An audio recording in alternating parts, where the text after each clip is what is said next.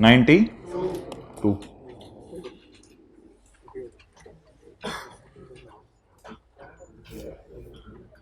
अच्छा, वो सवाल हम कल करे थे, पास्ट पेपर वाला सवाल, क्वेश्चन 17 पे, उसका पेज नंबर किसी को पता हो अगर? 282।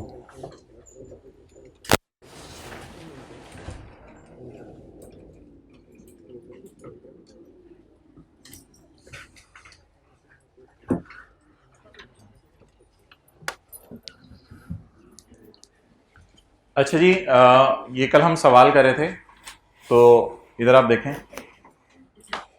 पार्ट बी जो लेक्चर का था उसमें हमने ये सवाल किया था।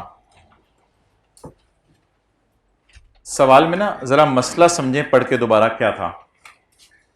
Atif Anwar is finance manager and reports to Jamal Ahmed on returning from leaves. Atif ने नोट किया है कि draft financial statement for 2019 have been prepared.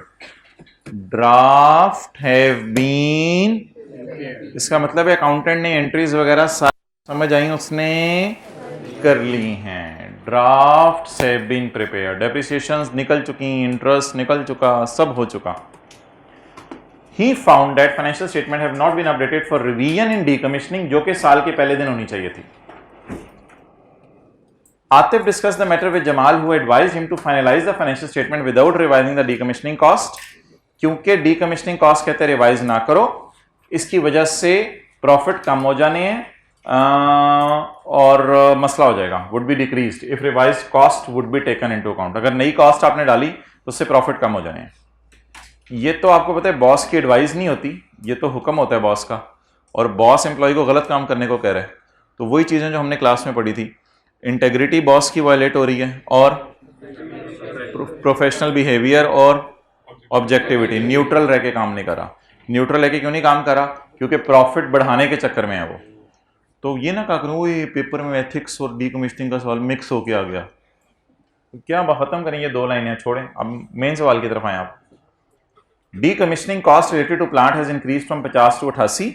Applicable discount rate is 12%. This plant has a useful life of 6 years. It was purchased. शुक्र है इस सवाल में date of purchase भी दी हुई थी, तो इससे पिछला सवाल हमने किया था उसमें डेट ऑफ परचेज नहीं दी हुई थी। SCL use the cost model, और ये कॉस्ट मॉडल यूज कर रहा है। अब मुझे बता दें कब डीकमिशनिंग होनी चाहिए थी? 19 के स्टार्ट में, लेकिन date have not been updated, नहीं हो सकी। लेकिन ड्राफ्ट फाइनेंशियल स्टेटमेंट फिर कैसे फाइनल हुई होंगी? ड्राफ्ट फाइनेंशियल स्टेटमेंट फाइनल हुई होंगी विदाउट दिस एडजस्टमेंट। इसका मतलब है मैंने कहा था कि 2019 के साल को, मैंने आपके आने से पहले नोट कर लिया हुआ दोबारा, 2019 के साल को नॉर्मल तरीके से चलाएं, और इस साल के डेप्रिसिएशन भी, इंटरेस्ट भी सब नॉर्मल तरीके से निकालें विदाउट चेंजिंग द एस्टिमेट। आपने तो घर जाना था, गुड डिसीजन। तो आपने विदाउट चेंजिंग द एस्टिमेट या फाइनेंशियल स्टेटमेंट बना ली, ठीक है। अब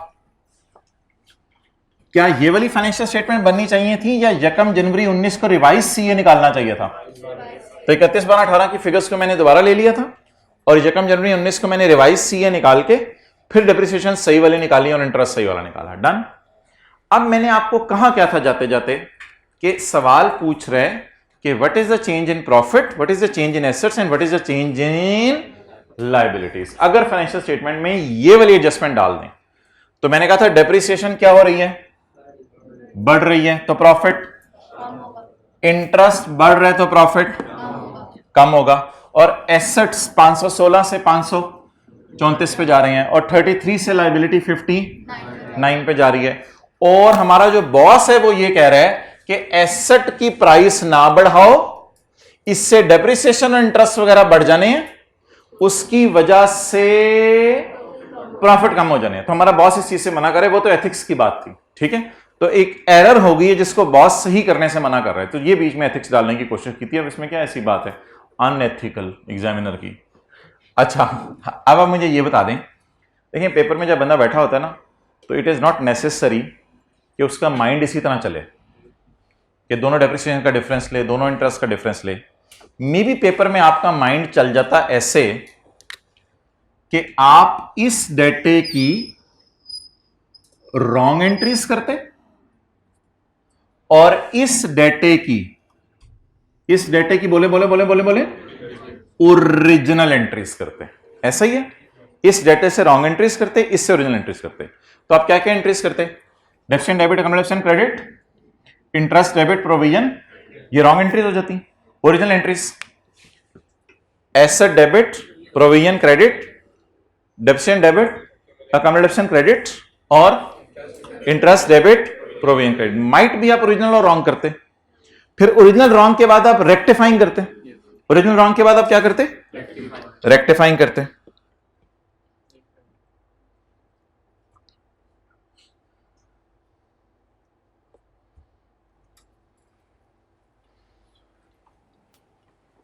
ओरिजिनल एंट्रीज करते आप ऐसी पेपर में, रफ वर्किंग ओरिजिनल एंट्रीज करते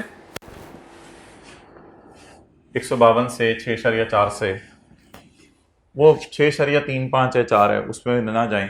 आपने 6.4 लिखवा दिया था, इधर मैंने 6.35 लिखा हुआ है। आप ओरिजिनल करते और क्या करते? रॉन्ग। और फिर क्या करते? Rectifying entries. रेक्टिफाइंग एंट्रीज कैसे करते? अकाउंटेंट ने डीकमीशनिंग का एस्टीमेट रिवाइज नहीं किया, कर दो एसेट डेबिट डीकमीशनिंग पूरे 22 से। डेप्रिसिएशन 3 रुपए पे पड़ी है, 6 पे ले, इंटरेस्ट 3 पे पड़ा है, 6 पे ले जाओ, तो इंटरेस्ट बढ़ा दिया, डन। डेप्रिसिएशन 147 पे पड़ी है, 152 पे ले जाओ। क्या ये पॉसिबिलिटी है कि पेपर में कुछ बच्चों का जहन इस तरफ भी चला जाता कि मैं ओरिजिनल रॉन्ग रेक्टिफाइंग एंट्रीज कर लूं? क्या ये पॉसिबिलिटी है? अच्छा, जब उनका जहन इस तरफ चला जाता तो ओरिजिनल रॉन्ग के बाद उन्होंने कौन सी एंट्रीज कर लेनी थी? अब रेक्टिफाइंग एंट्रीज में देख लें कि चेंज कितनी आ रही है। अल्लाह का शुक्र है वो चेंज हमारी वाली चेंज ही होनी चाहिए, डिफरेंस नहीं होनी चाहिए। 1 बाय 1 लेके चलें। एसेट ओवरऑल, ओवरऑल बढ़ रहे, कैलकुलेटर पकड़े, एसेट ओवरऑल बढ़ रहे कितने से? दोनों का डिफरेंस लेके बताएं। ये डेबिट पड़ा है, ये क्रेडिट पड़ा है, 17.75। ये सही है? सही है। लेकिन मैंने कैसे निकाला था? वर्किंग से या एंट्रीज करके? वर्किंग से। लेकिन एंट्रीज करके भी तो कोई बंदा इस तरफ जा सकता है, इस तरफ अगर निकल जाएगा तो सही जाएगा, कोई मसला नहीं होगा। क्योंकि आपको पता है रेक्टिफाइंग एंट्री चेंज बताती है, रेक्टिफाइंग एंट्री ओरिजिनल बताती है, रॉन्ग बताती है, या तब्दीली बताती है? हो क्या चुका है? रॉन्ग। होना क्या चाहिए? चेंज क्या लाएं?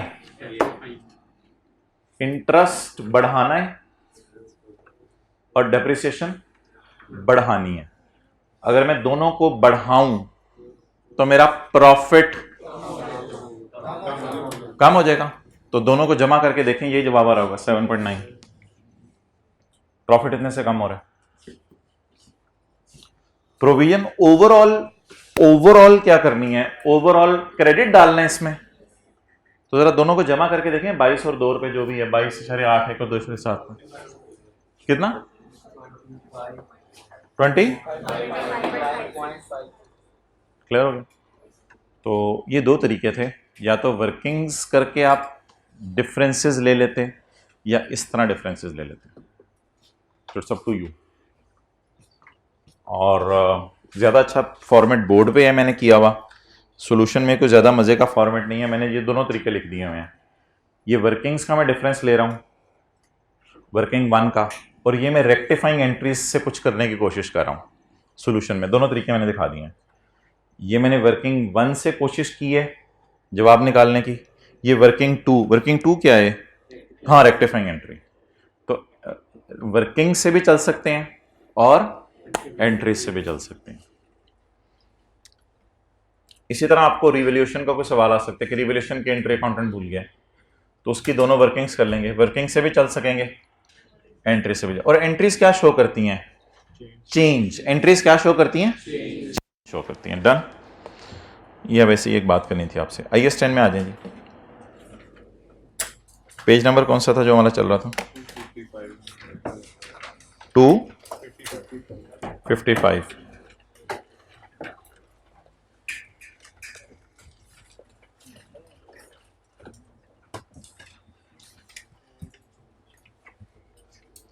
अच्छा, जाते जाते हमने एक बड़ी इंपॉर्टेंट बात की थी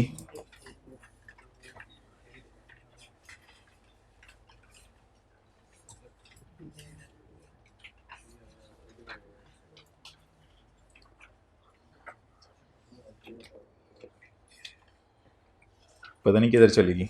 अच्छा जी, देख लेते हैं दोबारा।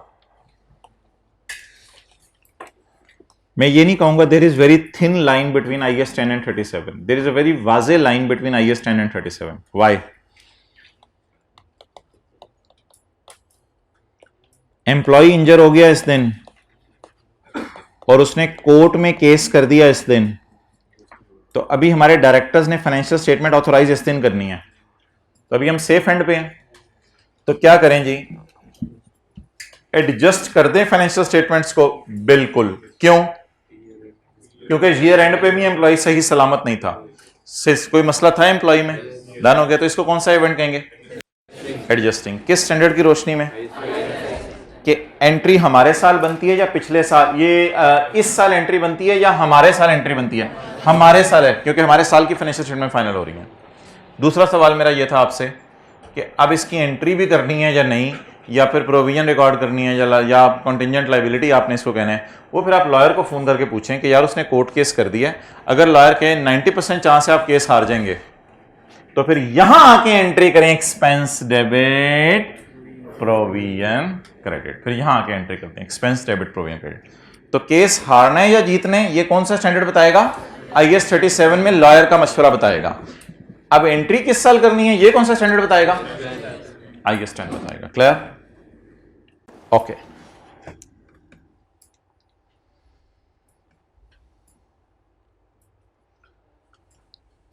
पॉइंट नंबर 7 रह गया हमारा, और 8 रह गया ना। A factory worker was seriously injured on 10 दिसंबर 13। भाईजान इंजरी का भाई 10 दिसंबर 13 कौन? 26 जनवरी worker filed a claim. Worker filed a claim, ये कौन सा स्टैंडर्ड है? Worker filed a claim. हमारे साल आग लगी, इंजरी हुई मिसाल के तौर पे, हमारे साल के बाद उसने केस किया, तो क्या हमारे साल के एंड पे भी कर सकता था ना केस? कोई ना कोई मसला चल रहा था ना। Does this court case after the year and relates to a circumstances that arose after the balance sheet date, या does it relate to a condition that existed at balance sheet date? It relates to a condition that existed at balance sheet date, therefore it is an। अब lawyer को phone करके पूछ लेते हैं कि पैसे देने का चांस हाई है या लो है। ये पैसे देने का चांस क्या है? हाई है। तो हाई है तो इसको क्या कहेंगे? प्रोविजन बनाएंगे या कॉन्टिजेंट लायबिलिटी?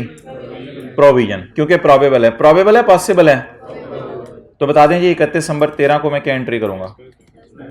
एक्सेलेंट। 31 दिसंबर 13 को मैं इसे एडजस्ट करूंगा अपनी फाइनेंशियल स्टेटमेंट में, एक्सपेंस डेबिट प्रोविजन। गुड जी। कितने से? 20 से। ओके।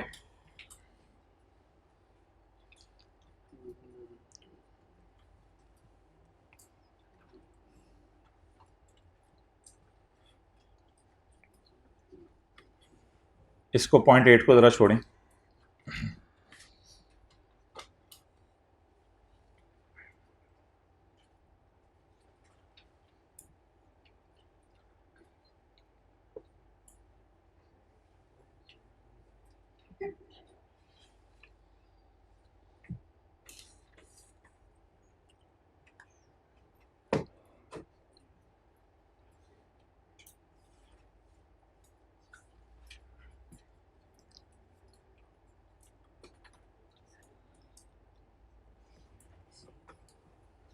जी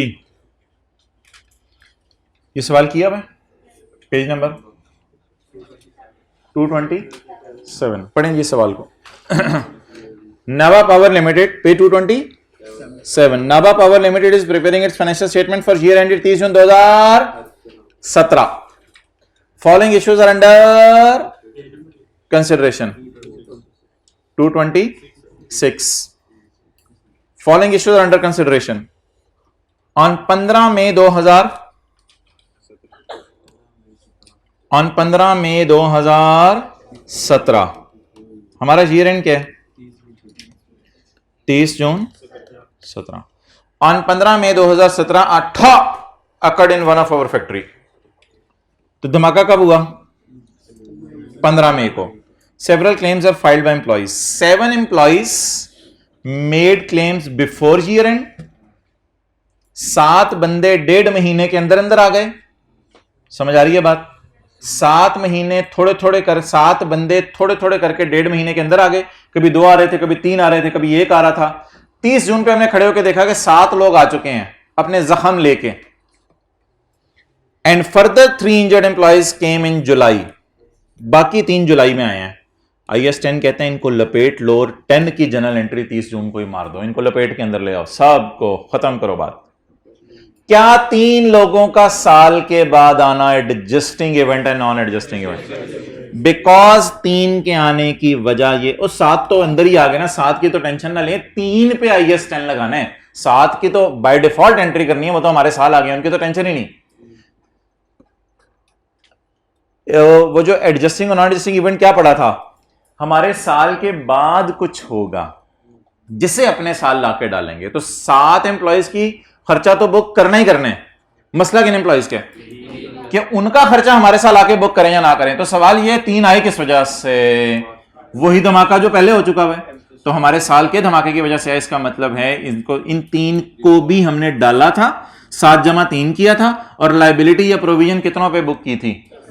पूरे 10 पे। So that was IS 10।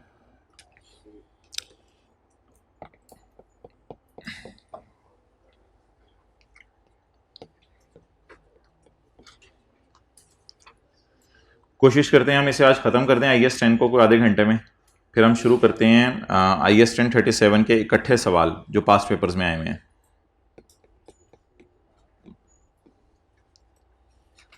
Page number आप निकाल लें 251।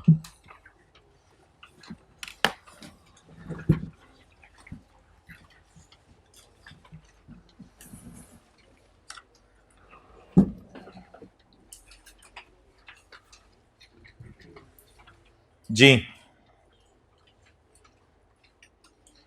कल हमने पढ़ा था एडजस्टिंग इवेंट 2 किस्म के, may be favourable may be unfavourable. Unfavourable था कैशियर कैश लेके भाग गया था, और फेवरेबल ये था इंश्योरेंस कंपनी ने मुझे पैसे देने थे। लेकिन फेवरेबल अनफेवरेबल के चक्कर में तो ना पड़े, बस सिंपल सी बात करते हैं। एडजस्टिंग नॉन एडजस्टिंग असल में चीज है। तो जो ऐसे हैं which provide evidence of a condition, वो क्या थे? एडजस्टिंग। और which are indicative of a condition that arose after the balance sheet date are called as. इनकी जनरल एंट्री करनी होती है और इनकी जनरल एंट्री नहीं करनी होती। एडजस्टिंग इवेंट्स को पेपर में कैसे लिखना है? Explain why it is adjusting, because it relates to condition that existed at balance sheet date. और explain the journal entry in descriptive form, increase the cost of sale and decrease the inventory, वो जो competitor आ गया था। Explain why it is non adjusting and discuss about disclosure if it is, यानी if it is, अगर ये material है, material आपने सुनी है या नहीं, बस आपने लिखा है। If it is material it will be disclosed in the notes to the financial statements. Examples of adjusting events as per original standard IS 10 given in para 9 of standard.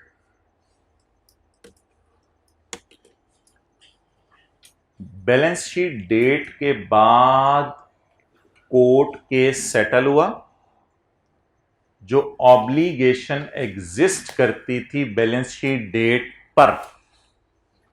वैसे तो ऊपर लिखा हुआ है ये एडजस्टिंग है, लेकिन सोच लें, एक ऑब्लिगेशन एग्जिस्ट करती थी बैलेंस शीट डेट पर। कोर्ट ने हमारे, अभी डायरेक्टर्स ने ऑथोराइज नहीं की थी फाइनेंशियल स्टेटमेंट्स, कोर्ट ने हमारे खिलाफ फैसला सुना दिया इस दिन। तो बताएं, इज इट एडजस्टिंग और non adjusting? Settlement of a court case after balance sheet date confirming an obligation existed at, so it is called an adjusting. ये दोनों मैंने आपको बता दिया था, डेटर और इन्वेंट्री वाला। क्या बताया था? मैंने कहा था सवाल ने कोई वजह नहीं बताई, काला नुक्ता मैंने फारक कर दिया। साल के बाद मैं डेटर के पास गया, उसने पैसे नहीं दिए, इसका मतलब है साल के एंड पे भी जाता तो उसने पैसे।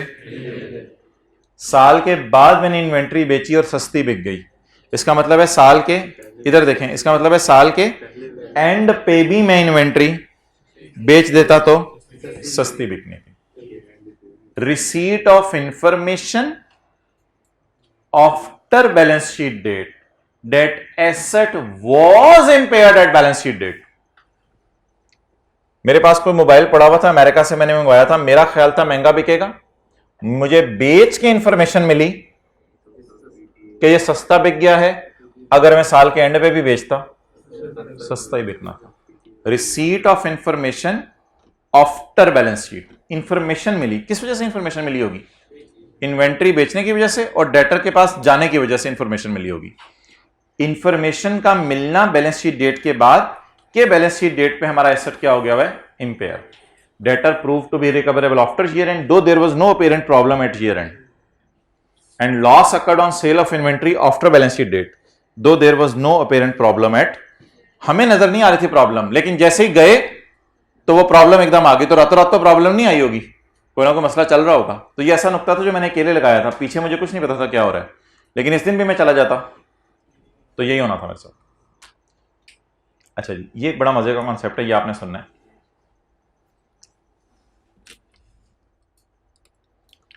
आपने प्लांट यहां बाय कर लिया और अगले साल प्राइस फाइनल हुई। ये क्या बात हुई यार, अगले साल प्राइस फाइनल हुई? हम दीवाने हैं, हमें प्राइस तो खरीदने वक्त फाइनल करनी चाहिए थी। कभी ऐसा हुआ, कभी आपने सुना हो, आप प्रिंसिपल साहब के पास गए हो, प्रिंसिपल साहब ने कहा यार माशाल्लाह आप तो बड़े लायक बच्चे हैं और अच्छे बच्चे हैं, आपका तो ये भी है वो भी है, आप तो बड़े टेस्ट भी अच्छे देते रहे, आप मेरी क्लास में पढ़ते भी रहे थे, तो आपकी फीस इंशाल्लाह कर लेंगे तय, कोई मसला नहीं, परेशान ना हो, आप आ जाना 2-4 दिन बाद फीस इंशाल्लाह आपकी तय कर लेंगे। ऐसा होता है बिल्कुल। आप कहते हैं सर ठीक है मैं एडमिशन ले लूँ सर, हाँ जाएं आप एडमिशन ले लें, वो परेशानी हुआ, और आप एडमिशन लेके चले जाते हैं हालांकि फीस अभी तय नहीं हुई होती। ऐसा होता है दुनिया में। इसी तरह आप एसेट खरीदने गए, इस बंदे से आप एसेट अक्सर खरीदते रहते हैं, इस बंदे ने कहा यार वो डॉलर के रेट चेंज हो गए हैं तो हमारा ओनर बाहर के मुल्क गया हुआ है, उसको जरा आने दो, वो प्राइस तय कर लेगा। आपने कहा मुझे चीज़ की तो बड़ी अशद ज़रूरत है, उसने कहा ले जाओ साल के बाद प्राइस तय कर लेंगे, कोई मसला नहीं यार, आपके साथ पहले कभी हमने कोई ज्यादती की है, कोई महंगी चीज़ आपको बेची है, जो जेन्युइन बनती होगी वो हम ले लेंगे। आप बता दें साल से पहले एसेट खरीदा हुआ है, साल के बाद प्राइस तय हुई है, बैलेंस शीट डेट के ऊपर जो एसेट खरीदने की एंट्री होनी चाहिए वो इस इंफॉर्मेशन की बुनियाद पर होनी चाहिए या इस दिन जो हमारा अंदाजा हो, इस इंफॉर्मेशन की बुनियाद पर। वाई? क्योंकि प्लांट खरीदा पड़ा है, बस साल के बाद कंफर्म होने की देर थी ना, वो कंफर्म होगी प्राइस, तो ऐसी बोंगी मार के को प्राइस खुद ही अपने से सोचें तो बेहतर क्या है कि पता चल गई ये प्राइस, तो इसी प्राइस पे एसेट को रिकॉर्ड करें। और अगर यकम नवंबर को खरीदा हुआ था तो फिर 2 महीने की डेप्रिसिएशन भी इस प्राइस पे बुक करें। सिमिलरली सेल में ये सिनेरियो हो सकता है, फिक्स एसेट आपने सेल कर दिया लेकिन प्राइस तय कब होनी है, आपने चीज बेची, अगले ने कहा मुझे जरा इस्तेमाल करने दो फिर मैं देखता हूं कितने पैसे देने हैं, तो आपने चीज बेच दी, इधर पैसे आने हैं इधर, तो अल्लाह का शुक्र है अगर डायरेक्टर्स के साइन होने से पहले पैसे आ जाएं तो फिर तो मसला ही नहीं रहा कि कितने आने हैं, जो आए उसी को यहां कैश रिसीव्ड के तौर पे समझ लें, यानी डिस्पोजल प्रोसीड समझ लें। आए तो नहीं होंगे, रिसीवेबल होंगे शायद वो।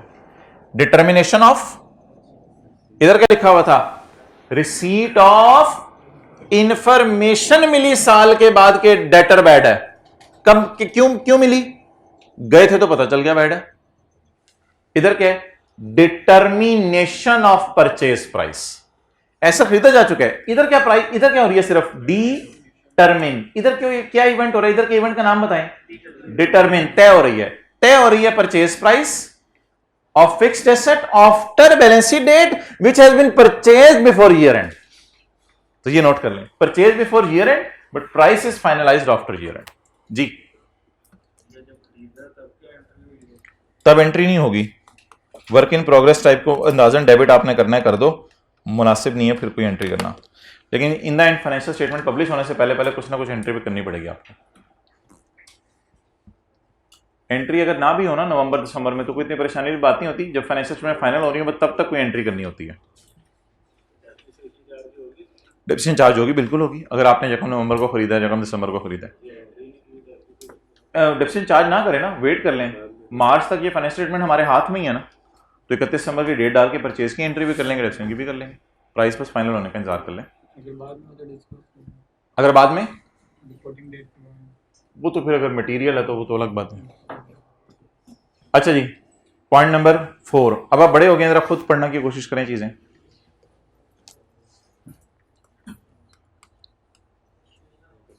ये तो यार कल किया था ना सवाल, discovery of fraud and error, discovery इधर हुई है, अच्छा यार, मजे मजे की बातें सुने। पॉइंट 2 में क्या था? इधर रिसीट ऑफ इंफॉर्मेशन हुई थी कि पिछले साल की इन्वेंट्री सस्ती बिकी है, पॉइंट 2 में। 3 में क्या था? इधर डिटरमिन हो रही थी क्या? प्राइस, जो एसेट बाय कर चुके थे साल से पहले। इधर डिस्कवरी हो रही है किसकी? फ्रॉड की, जो साल से पहले हो चुके हैं।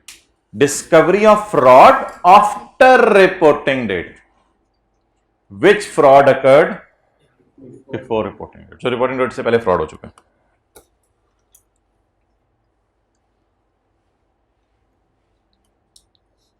इधर देखें भाईजान, आप इंश्योरेंस कंपनी से नेगोशिएशन कर रहे थे इस दिन के, यार मुझे पैसे दे दो। इंश्योरेंस कंपनी ने कहा नेगोशिएशन जारी रखते हैं। 2 जनवरी को इंश्योरेंस कंपनी ने कहा आ जाए भाईजान पैसे ले जाएं। तो नेगोशिएशन तो इधर चल रही थी ना, तो बस प्राइस का मसला था, तो इसको क्या लें? Adjusting event. अब अंदाजन प्राइस 31 दिसंबर को बुक करें या जो साल के बाद मिली है, अभी फाइनेंशियल स्टेटमेंट हमारे हाथ में ही है। याद रखें, जब तक डायरेक्टर्स ऑथराइज नहीं कर देते फाइनेंशियल स्टेटमेंट जनवरी फरवरी मार्च, तब तक फाइनेंशियल स्टेटमेंट हमारे हाथ में ही होती हैं। तो कोई मसला नहीं, इस दिन वाली जो इन्फॉर्मेशन मिली है उसको इस दिन इनकॉर्पोरेट कर लें। Amount received in respect of legal or insurance claim which were in negotiation at year end. तो इंश्योरेंस कंपनी से साल के बाद पैसे मिले, लेकिन हमें इधर पता ही नहीं था कितने पैसे मिलने हैं, तो अंदाजन एंट्री करने की जरूरत नहीं। अब साल के बाद पैसे मिल गए, वही प्राइस इधर बुक कर ले। अच्छा यार, ये जरा समझिएगा कॉन्सेप्ट, ऊपर देखें।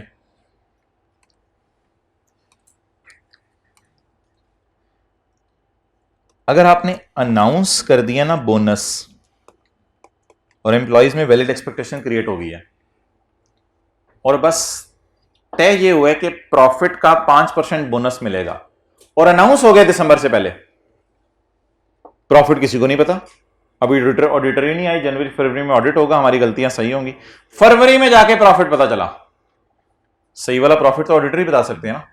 तो उस प्रॉफिट पे जब हम 5% लगाएंगे, तो वो 5% प्रॉफिट पे लगा के 100 रुपया प्रॉफिट है उसका 5 रुपए, उस 5 रुपए की एंट्री 31 दिसंबर को करें या छोड़ दें एंट्री? 31 दिसंबर पे आके करें। Why? Because there was a constructive obligation at year end. सिर्फ किस चीज का फटा था? अमाउंट का फटा था। अमाउंट डायरेक्टर के ऑथोराइज होने से पहले फाइनल हो गई है, तो इट इज ऑल्सो एन। लेकिन अगर, समझ गए होंगे आप, लेकिन अगर अनाउंस ही जनवरी में होता तो फिर तो वो कंस्ट्रक्टिव, फिर तो ईयर एंड पे कोई ऑब्लिगेशन ही नहीं। तो जरा पढ़ने की कोशिश करें क्या लिखा हुआ है।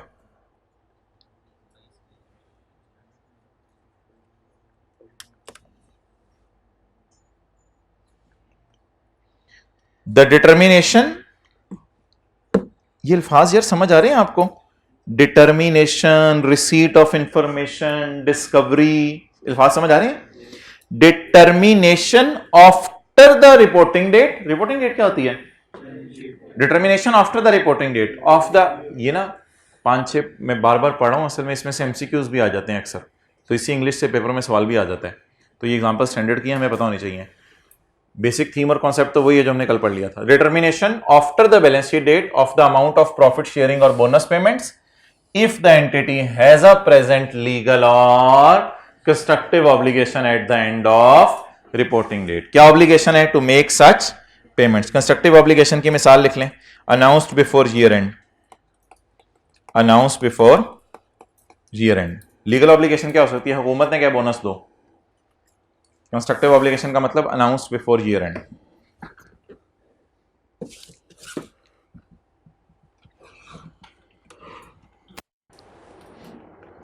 ये जी किसकी मिसालें हो गई? एडजस्टिंग की।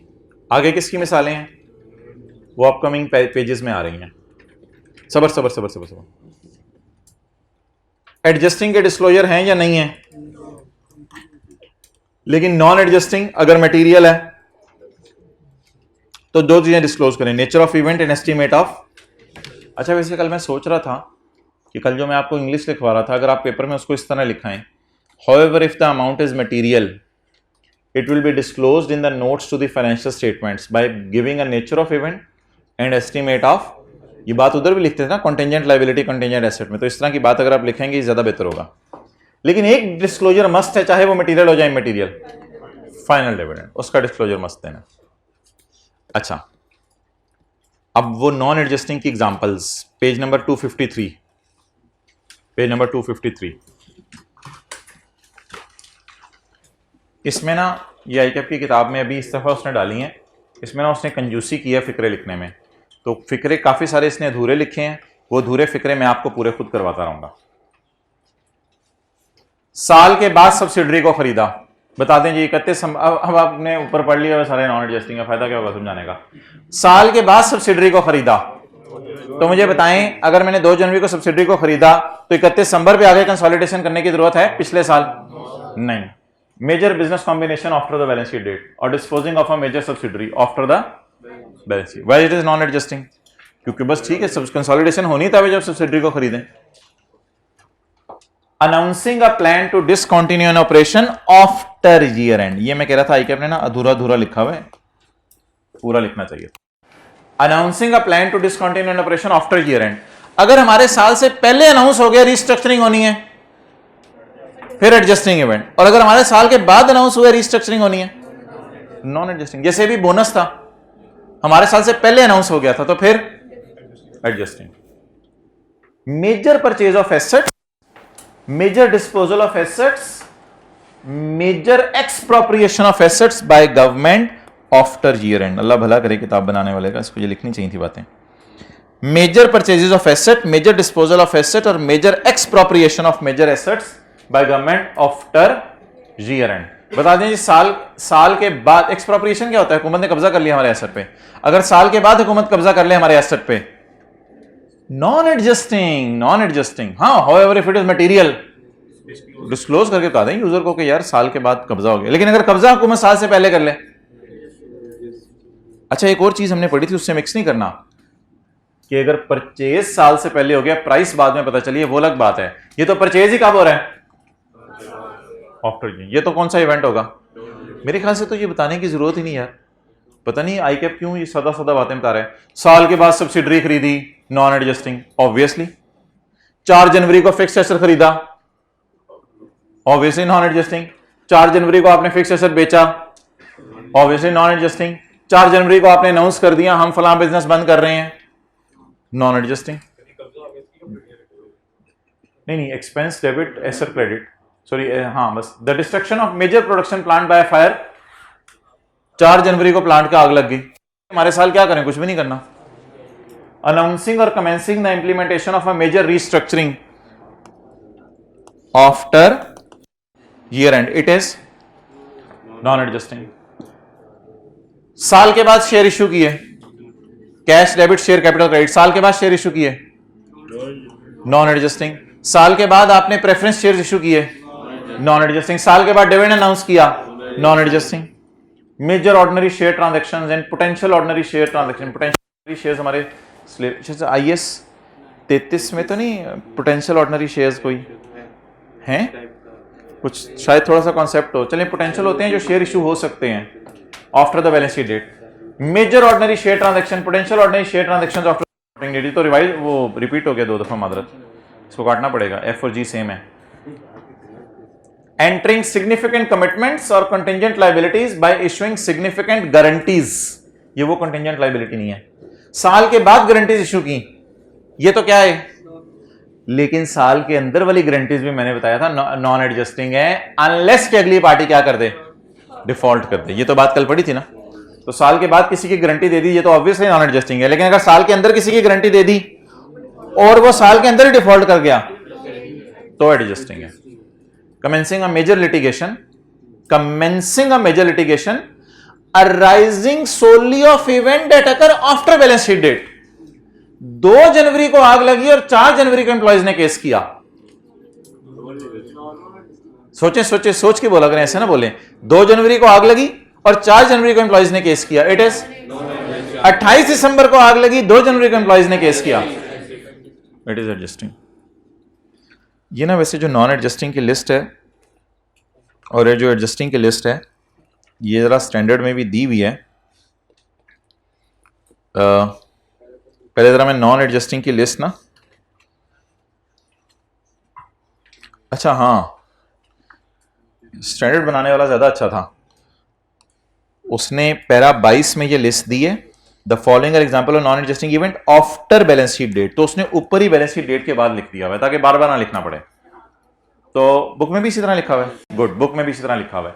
The following are the examples of non adjusting event after the reporting date, announcing a plan to discontinue an operation and major purchase of asset. असल में ना स्टैंडर्ड में कुछ बातें आउट ऑफ सिलेबस थी, IFRS 5 आपने पढ़ा नहीं हुआ, और ये चीजें आपको कॉन्सेप्ट समझ आ गया सारा, तो बस ठीक है। ये पैराज मैं आपको स्टैंडर्ड से टिक नहीं करवा रहा क्योंकि ये पैराज आपको पढ़ने की जरूरत नहीं है, ये एग्जांपल्स हैं या कोई वर्डिंग है जो हमने उठानी है स्टैंडर्ड खोल के, एग्जांपल्स हैं। तो एग्जांपल्स अल्लाह का शुक्र है आपको समझ आ गई हैं, तो इनकी रिटेंशन काफी है, तो स्टैंडर्ड के पैराज टिक करवाने की जरूरत नहीं है।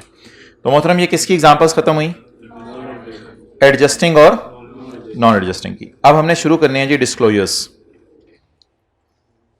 डिस्क्लोजर्स वो किधर है? Annual report 2019।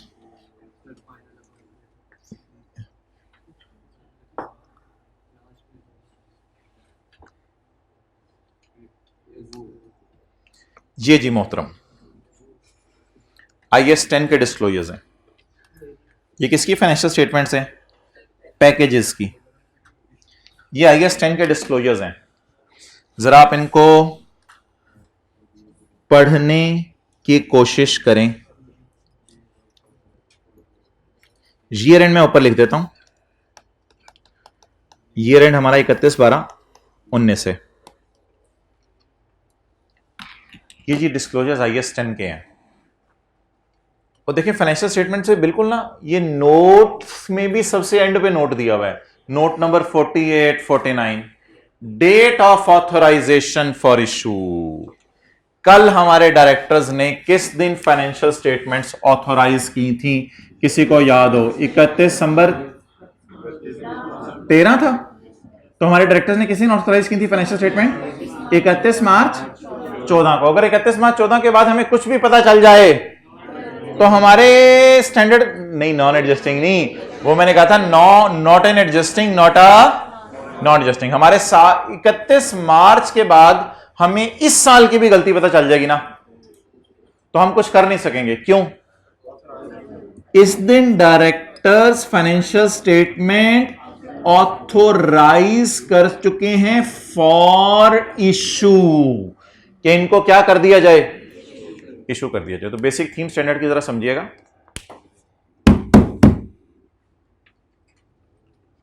दिसंबर में आग लगी, डायरेक्टर के साइन करने से पहले पता चल गया फरवरी में, एडजस्टिंग। जनवरी में आग लगी, फरवरी में पता चल गया। नवंबर में आग लगी, मई में जाके पता चला। ये तो IAS 10 के स्कोप से ही बाहर है। तो क्या यूजर को फिर बताना चाहिए डायरेक्टर ने साइन किस दिन किए हैं, ताकि उन्हें पता हो कि इस दिन के बाद वाली चीजें तो लोगों ने इनकॉर्पोरेट ही नहीं की क्योंकि ये IAS 10 के स्कोप से बाहर थी। तो IAS 10 का एक डिस्क्लोजर है कि आपने डेट बतानी है, किस दिन डायरेक्टर्स ने ऑथोराइज किया। और एक और डिस्क्लोजर है IAS 10 का, किसने ऑथोराइज किया। मुख्तलिफ मुल्कों में ना एग्जीक्यूटिव डायरेक्टर्स भी होते हैं, कुछ और डायरेक्टर्स भी होते हैं, तो आपने ये भी बताना है किसने ऑथोराइज किया। दो डिस्क्लोजर है IAS 10 के, पढ़ लें। Date of authorization for issue, paper में डिस्क्लोजर बनाने को आ गया तो इसकी तस्वीर खींच लें, बस ये आपने डिस्क्लोजर बनाने। Date for authorization of issue download करके रख ली हुई है वैसे आप लोगों ने, ठीक है। और अगर डाउनलोड करके रख ली है तो अभी मैं आपको इसका पेज नंबर भी लिखवा दूंगा, 151, पैकेजेस की फाइनेंशियल स्टेटमेंट्स 2019 की। दीज अनकंसोलिडेटेड फाइनेंशियल स्टेटमेंट है, ये क्या लिखा हुआ है? सेपरेट होंगी ना, these separate financial statement. These एक मिनट, मुझे IAS 10 लिख लेने दो ऊपर पहले। These financial statements are authorized for issue on 13 मार्च। समझ आया? जनवरी, फरवरी और मार्च की 13 तारीख के बाद अगर डायरेक्टर को कुछ पता भी चला होगा ना तो वो चुप कर गए होंगे, बस यार अब क्या कर सकते हैं, इशू हो चुकी हैं। और इशू और ऑथराइज करने वाला कौन है? Board of director. इस नोट का नाम क्या है? मैच्योरिटी एनालिसिस, चपेड़ मारे बंदा। PP, right of use note का नाम है क्या? Date of authorization for issue, date and who issued, directors, board of director. अच्छा, एक डिस्क्लोजर मैंने आपको कल बता दिया था, मस्ट डिस्क्लोज फाइनल डिविडेंड। 19 का फाइनल डिविडेंड 20 में अनाउंस होगा। The board of directors has propose the final cash dividend for year ended 31 December 1900 rupees 12 पर शेयर अमाउंटिंग टू रुपीज इतने million eight their meeting held on 13 मार्च 2020। इसको छोड़ें पर आगे share holders ने क्या करना है। शेयर होल्डर्स फिर इसको अप्रूव करते हैं, वो कंपनी लॉ की बातें होंगी। तो बता दें जी, डायरेक्टर्स ने किस दिन ऐलान कर दिया था डिविडेंड का? 13 मार्च को। और इसलिए इस डिविडेंड को हमने क्या किया, सिर्फ SOCIE में डाला होगा 2019 में। ये किस साल की फाइनेंशियल स्टेटमेंट में जाएगा? 2020। किसी ने 2020 की भी तो नहीं घर में फाइनेंशियल स्टेटमेंट डाउनलोड करके रख ली हुई कि उसकी स्टेटमेंट उसकी इक्विटी में जाके ये ढूंढ रहा हो? वैसे मिल सकता है अगर उसने जाके ढूंढे तो। 19 में डिस्क्लोज होगा और 20 में। अच्छा, अगर इन फाइनेंशियल स्टेटमेंट का आपको घर में टाइम मिले और इसकी SOCIE खोलें, उसमें आपको कौन सा फाइनल डिविडेंड मिलेगा? 19 वाला 20 में रिकॉर्ड होना है, हम 19 में खड़े हैं, तो इनकी SOCIE में कौन सा वाला मिलेगा? 18 का। लेकिन इनके नोट्स में कौन सा मिलेगा? 19 का। क्लियर होगी बात?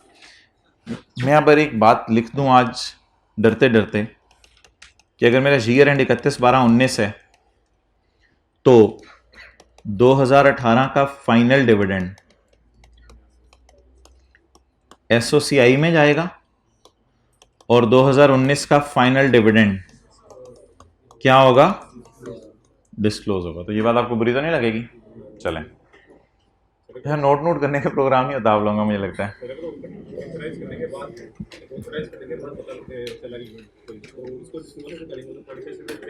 चलेगी, आप क्या करें, कुछ भी नहीं कर सकते। Not adjusting, not a non adjusting, कुछ भी नहीं कर सकते।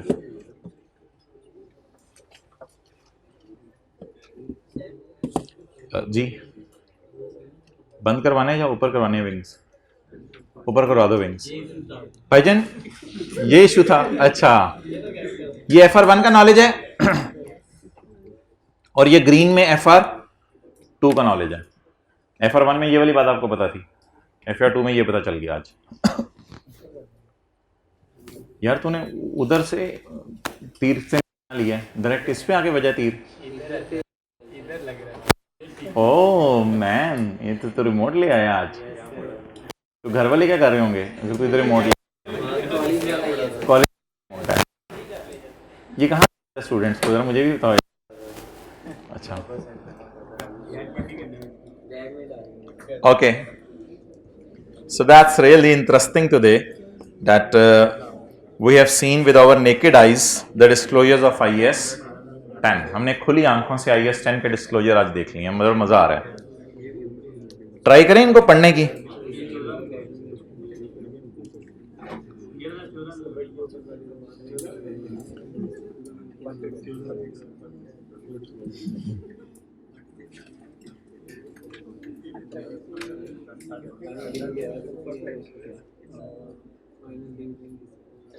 अच्छा जी, page 252,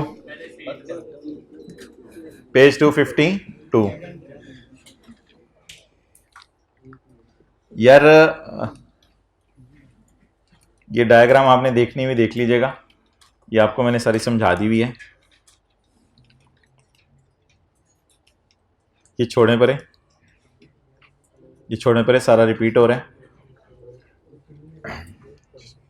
dividends, if an entity declares dividend to holders of equity instrument after the reporting date, after the reporting date, तो इसको कौन सा डिविडेंड कहते हैं? बोले if an entity declared dividend after balance sheet date, final dividend, the entity shall not record those dividend as liability at the end of reporting date. Such dividend are disclosed in the notes। देख लिया आप लोगों ने ये?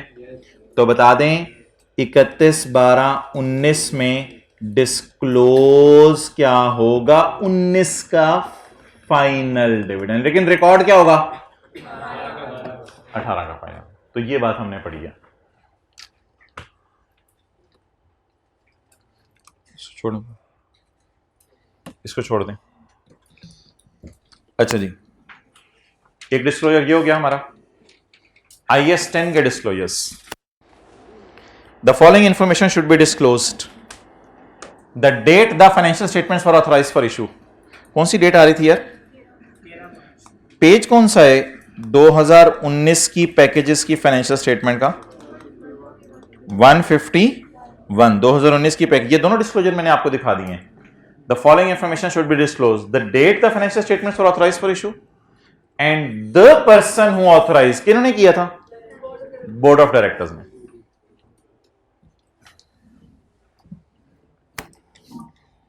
यार ये पता नहीं अजीब सी बात है, स्टैंडर्ड में लिखी हुई, if the entities owners have the power to amend the financial statements after issue, director के इशू के बाद शेयर होल्डर उसको अमेंड कर सकें, तो एंटिटी ये फैक्ट लोगों को बता दे कि शेयर होल्डर भी अभी इसको अमेंड कर सकते हैं। लेकिन ये बात बस इसी हद तक आपने पढ़नी है, इसके कॉन्सिक्वेंसेज नहीं सोचने सवालों पे। It is important for users to know when the financial statement because the financial statement do not reflect the event, leave it.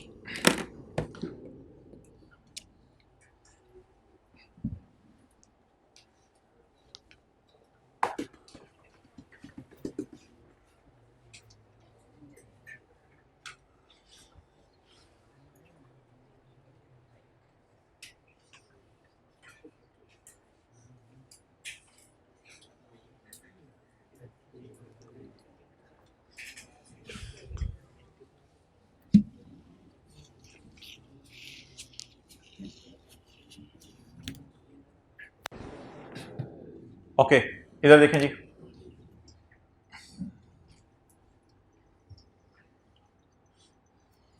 दो डिस्क्लोजर हो रहे हैं, ये 31 दिसंबर 12 है और ये 31 मार्च 13 है। ये कौन सी डेट होगी, डेट फाइनेंशियल स्टेटमेंट्स और ऑथोराइज्ड फॉर इशू। आपने कोई एसेट को वैल्यू लगवाई वैल्यूअर से, अब आपको पता नहीं चल रहा कि वैल्यूअर जो है वो पेरेंट कंपनी या कोई सब्सिडरी कंपनी है, यानी वैल्यूअर कंपनी एक्स है या वाई है। क्यों नहीं पता चल रहा आपको, क्योंकि आपने कंपनी एक्स से रिक्वेस्ट की थी जो कि एक पेरेंट कंपनी थी, आपकी पेरेंट नहीं थी, पेरेंट किसकी थी, ऑफ वाई। तो आपने कंपनी एक्स से रिक्वेस्ट की कि यार मुझे वैल्यूअर भेज दो। अब आपको पता नहीं चला कि वैल्यूअर कंपनी एक्स ने भेजा है या इसने अपनी सब्सिडरी से कोई वैल्यूअर भेज दिया है, अब हमें पता नहीं चल रहा। तो साल के बाद अगर पता चल जाए 2-3 महीने के अंदर, तो फिर किसका नाम लिखें, अगर एक्स ने वैल्यू किया तो उसका नाम लिख दें, वाई ने वैल्यू किया तो उसका नाम लिख दें। इससे क्या अमाउंट्स पे फर्क पड़ेगी या डिस्क्लोजर अपडेट होंगे, बस डिस्क्लोजर अपडेट होंगे। ये तो मिसाल होगी सिर्फ अंग्रेजी अपडेट होने की कि आफ्टर ईयर एंड आपको पता चला कि नहीं यार वाई ने वैल्यूएशन की थी, क्योंकि उसके पास टाइम नहीं था तो इसने जिम्मेदारी इसकी लगा दी थी। अब वैल्यूअर का नाम क्या लिखें, कंपनी एक्स या कंपनी वाई। एक बात ये होगी। दूसरी बात,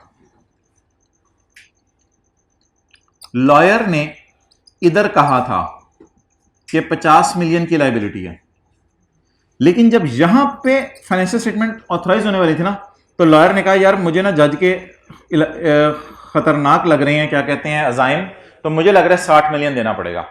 क्या मशवरा है, लायबिलिटी किस पे बुक करेंगे, लायबिलिटी तो करनी है बुक, लायबिलिटी तो करनी है बुक। लॉयर ने एक पुरानी बात बता दी है, साल से पहले भी लॉयर ने अंदाजा लगा दिया था। जब डायरेक्टर साइन करने लगे तो लॉयर ने कहा नहीं यार मेरा ख्याल है 60 मिलियन शायद देने पड़ेंगे आपको, बता दें। अब ये जो डिस्क्लोजर मैंने अपडेट करना है, क्या ये अमाउंट अपडेट करनी है या खाली कोई अंग्रेजी अपडेट करनी है, अमाउंट अपडेट करनी है। मेरी एंट्री जो फाइनल होनी चाहिए फाइनेंशियल स्टेटमेंट्स में वो 60 मिलियन वाली होनी चाहिए या 50 मिलियन वाली होनी चाहिए, 60 मिलियन। तो लॉयर का ख्याल पहले क्या था, 50, अब लॉयर का ख्याल क्या है, 60। तो ये जरा दो बातें मैंने मुझे पढ़ने दे, फिर नोट कीजिएगा। If an entity receive information after balance sheet date, if an entity receive information after the balance sheet date about the conditions that existed at the end of reporting period, it shall update the disclosures that relate to those conditions in the light of new information. An entity may need to update the disclosure even when information does not affect the amounts. ये बताएं मतलब, an entity may need to update the information even if it do not affect the amount. ये वाली मिसाल इसकी होगी ना, तो इसका मतलब है दोनों डिस्क्लोजर आपने क्या करने हैं, अपडेट करने हैं। क्लियर? अब हमारा एक मिनट, अब हमारा आखिरी कॉन्सेप्ट रह गया गोइंग कंसर्न।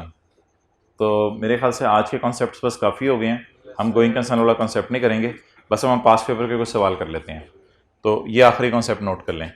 इसमें अगर लॉयर के कहने पे आपने एंट्री कर ली हुई एक्सपेंस डेबिट पेबल क्रेडिट 50 से, तो साइन होने से पहले आप एक्सपेंस डेबिट पेबल क्रेडिट 10 रुपये से और कर लें। अमाउंट अफेक्ट हो रही है इसमें, और नीचे वाले में अमाउंट नहीं इफेक्ट हो रही, वैल्यू और वैल्यू लगा के चला गया, बस पता नहीं चल रहा था कि बड़ी कंपनी ने वैल्यूअर भेजा या छोटी कंपनी ने भेजा है, तो बाद में पता चला कि छोटी कंपनी ने भेजा, तो बस उसका नाम लिख दें वैल्यूअर का।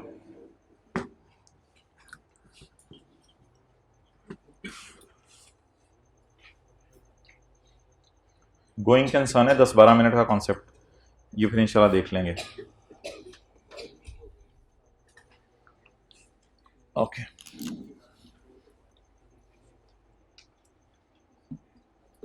इधर ग्लास,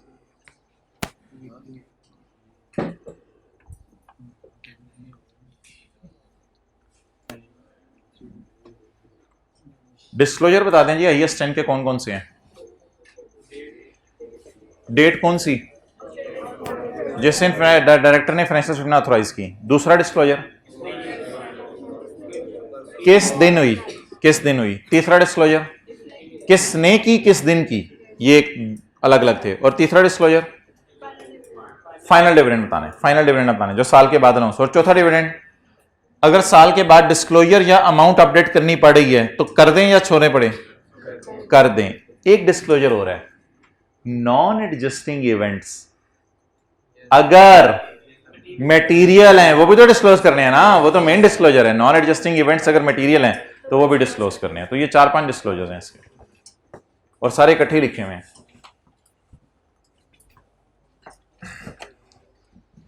अगर आप लिस्ट पूरी करना चाहें, देखें इधर, एक तो ये हो गई डिस्क्लोजर, इसमें हमने कोई ऐसे ऐसे ऐसे लाइन लगा ली।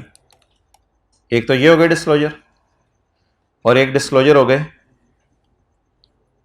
ये हो गए डिस्क्लोजर, एक ये हो गए डिस्क्लोजर, और एक और मैंने बताया नॉन एडजस्टिंग इवेंट अगर मटेरियल है तो उनको क्या करना है, डिस्क्लोज करना है। किसके डिस्क्लोजर्स हो गए जी, ये IAS 10 के।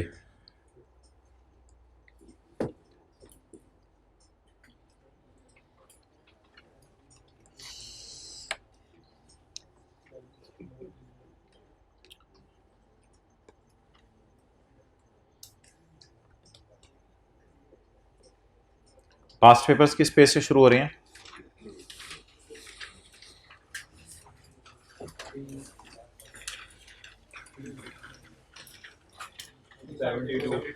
टू 72।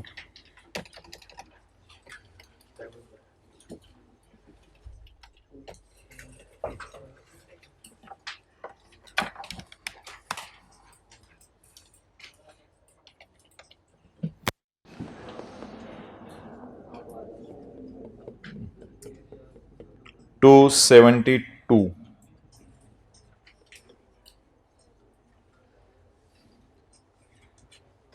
बिस्मिल्लाहिर्रहमानिर्रहीम। क्वेश्चन 2 जी, पॉइंट नंबर 2।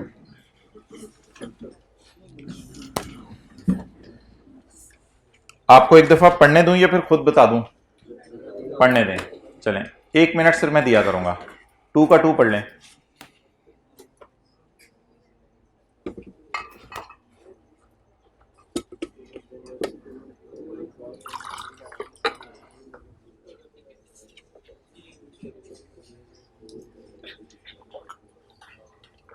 मोहतरम 2 का 2 पढ़ना है।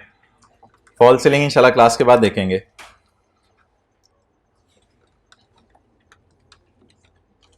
यार 2 का 2 पढ़ना है तो मेरी तरफ देख रहे हैं, मैं तो कुछ साथ साथ चीजें ढूंढ रहा हूं ताकि साथ साथ दिखाऊं आपको।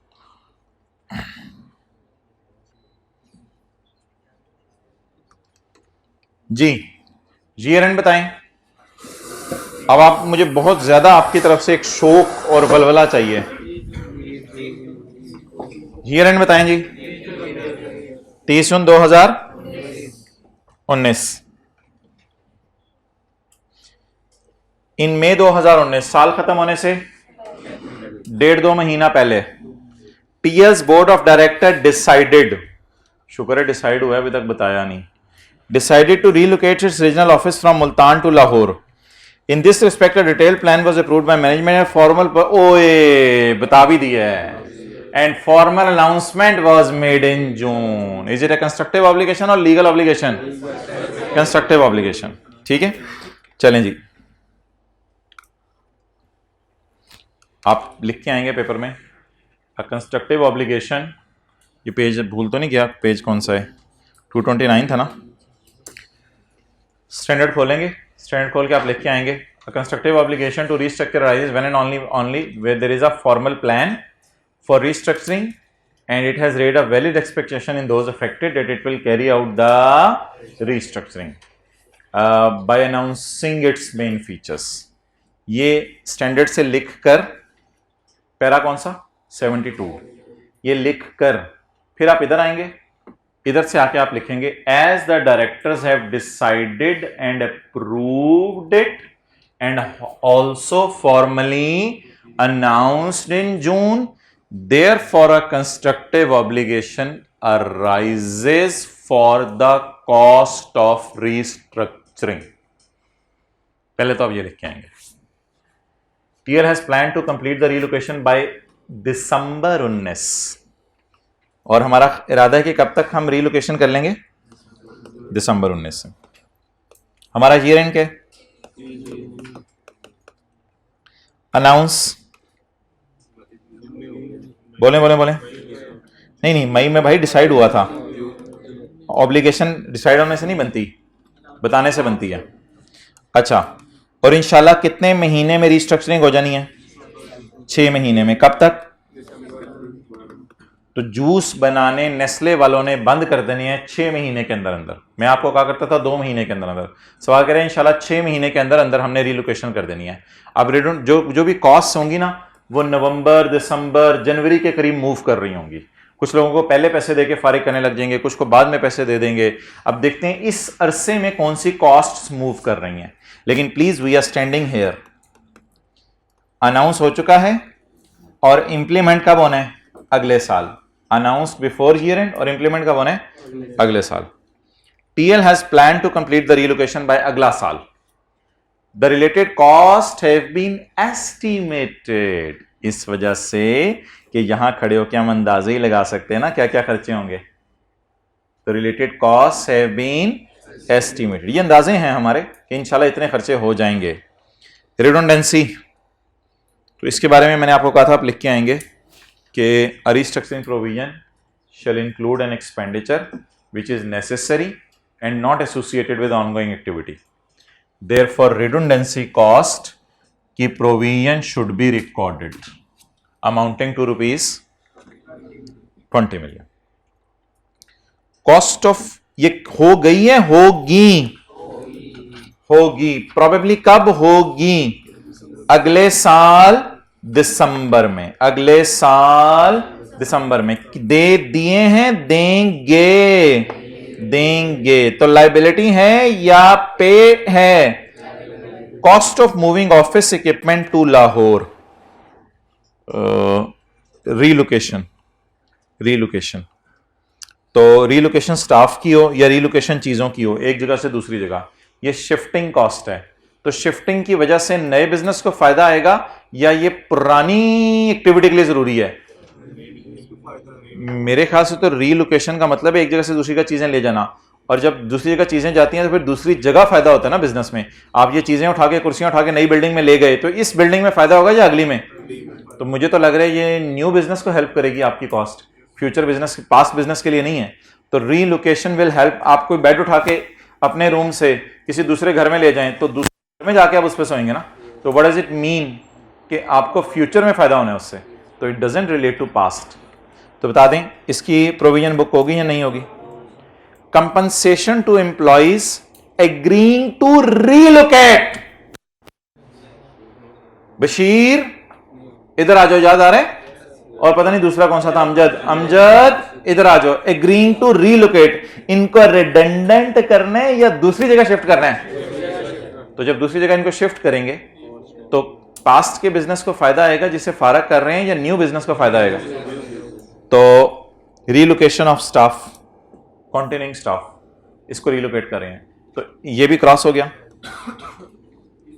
यार ये जो तीसरा पॉइंट है ना, ये मैंने आपको नहीं पढ़ाया हुआ, ये जरा खुद सोच लेते हैं। असल में मैंने पढ़ाना क्या था, स्टैंडर्ड में वाज़े तौर पे लिखा नहीं हुआ कहीं। Salary of existing operation manager responsible to supervise the location, relocation. वैसे तो सवाल ने वाज़े तौर पे नहीं, मैं असल में हाँ मैं कुछ और समझ रहा था, ब्रैकेट पढ़ के मैं इस नतीजे पे पहुंचा हूँ, ये कॉन्सेप्ट आपको दिया हुआ है। एक और तरीके से भी ये सवाल आ सकता है, वो मैं फिर आपको बाद में कभी बताऊंगा। वो उसमें आ सकता है salary of existent manager responsible for redundancy, नहीं फिर होगा या नहीं होगा भी डिसीजन ना लें, वो मैं पढ़ाऊंगा। फिलहाल क्या लिखा हुआ है, एग्जिस्टिंग ऑपरेशन मैनेजर है, उसको तनख्वाह दी है for the purpose of relocation. Will it help relocation or will it help a past business? Relocation भी। अच्छा रिडंडेंसी होती क्या है? रिडंडेंसी नहीं, मादरत, रिस्ट्रक्चरिंग होती क्या है? या आप कोई बिजनेस सेल कर देते हैं, या टर्मिनेट कर देते हैं, या कोई बिजनेस क्लोज कर देते हैं किसी कंट्री या रीजन में, या एक इलाके से दूसरे इलाके में शिफ्ट हो जाते हैं, या मैनेजमेंट स्ट्रक्चर में कोई लेयर उठा के फारिग कर देते हैं, या फंडामेंटल रीऑर्गेनाइजेशन करते हैं जिससे आपके बिजनेस की नेचर के ऊपर मटेरियल इफेक्ट हो। नहीं पहले गाड़ियां बना आप टैंक बनाने लग जाते हैं, तो ये सारी चीजें किसमें फॉल करती हैं?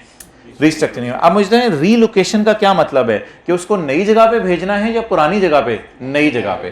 तो इन सब के ऊपर जो आ जाके रूल लगेगा वो कौन सा वाला लगेगा? पैरा नंबर 81, रीलोकेटिंग का पैरा लगेगा। और ये सारे खर्चे अंग्रेजी में हम क्या लिख के आएंगे? Restructuring provision does not include these costs because these expenditure relate to and are not liabilities for restructuring. Clear? तो अब आप पैरास लिख लें। एक तो पैरा 72 है ना हमारा मेन वाला, तो वो तो इसके साथ लिखे ना, अनाउंसमेंट के साथ। पैरा 72 इसके लिए लिख के आएंगे।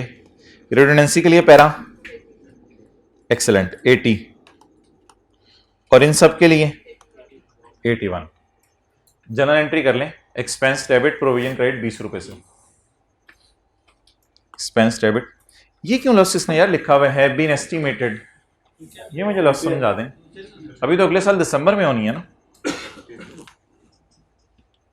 अच्छा इन तीनों के साथ क्या लिख के आएंगे?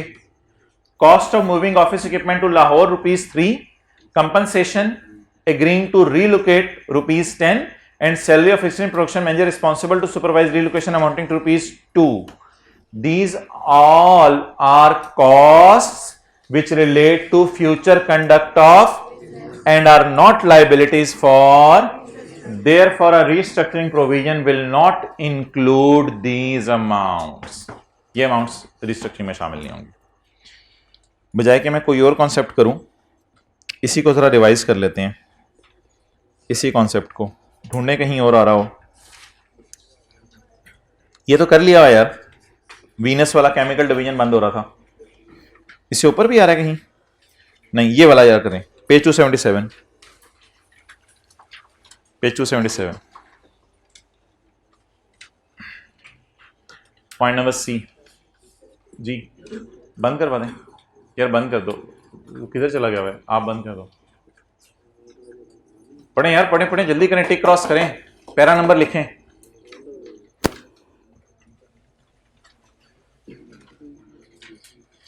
यार ये पेज नंबर है 277, point C.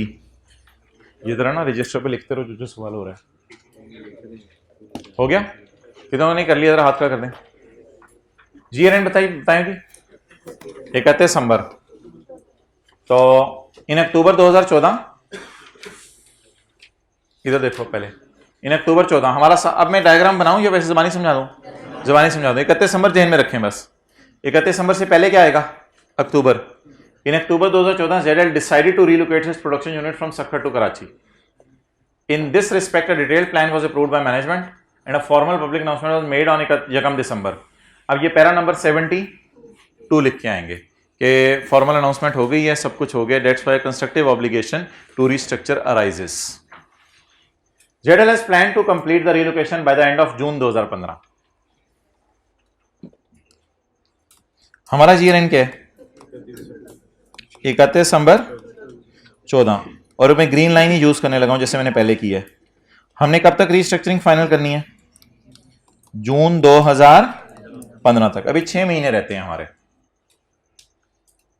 The related cost have been estimated का क्या मतलब है? अंदाजा लगाया है। निकालने की कॉस्ट एम्प्लॉइज को 3.58। इस पे कौन सा पैरा लगेगा? 80, और ये रीस्ट्रक्चरिंग में चली जाएगी। उसके बाद relocation of staff to Karachi, relocation of containing staff will help in future. वो तो रीलोकेट करके उधर चले जाएंगे ना, शिफ्ट कर देंगे उनको, तो that's why it is not a restructuring. Next, staff training. ये किस स्टाफ को ट्रेन कर रहे होंगे? जो छोड़ के जा रहे हैं उसको ट्रेन कर रहे होंगे कि घर जाके आप बीबी से तुमने कैसे बिहेव करना है कि तुम्हें नौकरी से निकाल दिया गया, उसको ये ट्रेनिंग देके भेज रहे होंगे। ट्रेन किसको कर रहे होंगे? जिससे रीलोकेट करें या जिससे रिडंडेंट करें? सोचे सोचे सोचे। ऑर्गेनाइजेशन रिडंडेंट करने वालों को तो रीलोकेट नहीं, वो ट्रेन नहीं करेगी। ट्रेन किनको करेगी? हाँ, staff training of staff relocated, of staff relocated, Bashir और अमजद को। Salary of existing operation manager, और आगे का लिखा हुआ है बोले? जो रिस्पॉन्सिबल किसके लिए है? तो ये सारी चीजें किसको हेल्प करेंगी? करंट को या फ्यूचर को? फ्यूचर को। तो ये सारा ट्रेनिंग का लफ्ज लिखा हुआ था कहीं? हाँ, रीट्रेनिंग। तो ये सारा पैरा 81 और ये 80। जी मतलब 6 पॉइंट टोटल है यार, इसीलिए मैंने ये सिंगल और डबल लाइन लगा दी थी। टोटल ये नहीं बन रहा। ओहो, फिर आप सही कह रहे हो, ये कोई एरर है, फिर इसको मिटा दो फिर 6.09 को। चले चले चले चले, हिम्मत, हौसला, जज्बा। Question 12, page 279। अबू का फोन आया, बेटा क्या हो रहा है? अबू रिडंडेंसी हो रही है। बेटा क्या हो रहा है? अबू रीस्ट्रक्चरिंग हो रही है। चले चले जल्दी, बेटा आओ, मैं तुम्हारी रीस्ट्रक्चरिंग करूं जरा।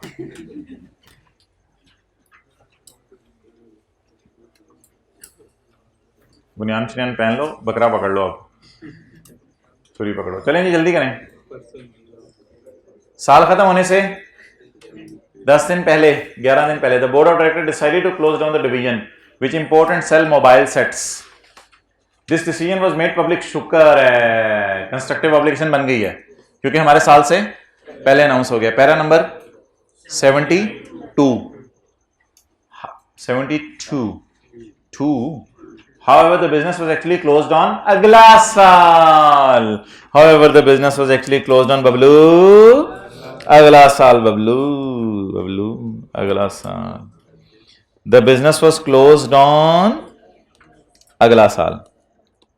हम कहां खड़े हैं? क्लास में। हद होगी। 31 दिसंबर 11। बिजनेस का क्लोज होना है जनवरी में या फरवरी में? जनवरी फरवरी में। इस साल बिजनेस क्लोज होने या रीलोकेट होने?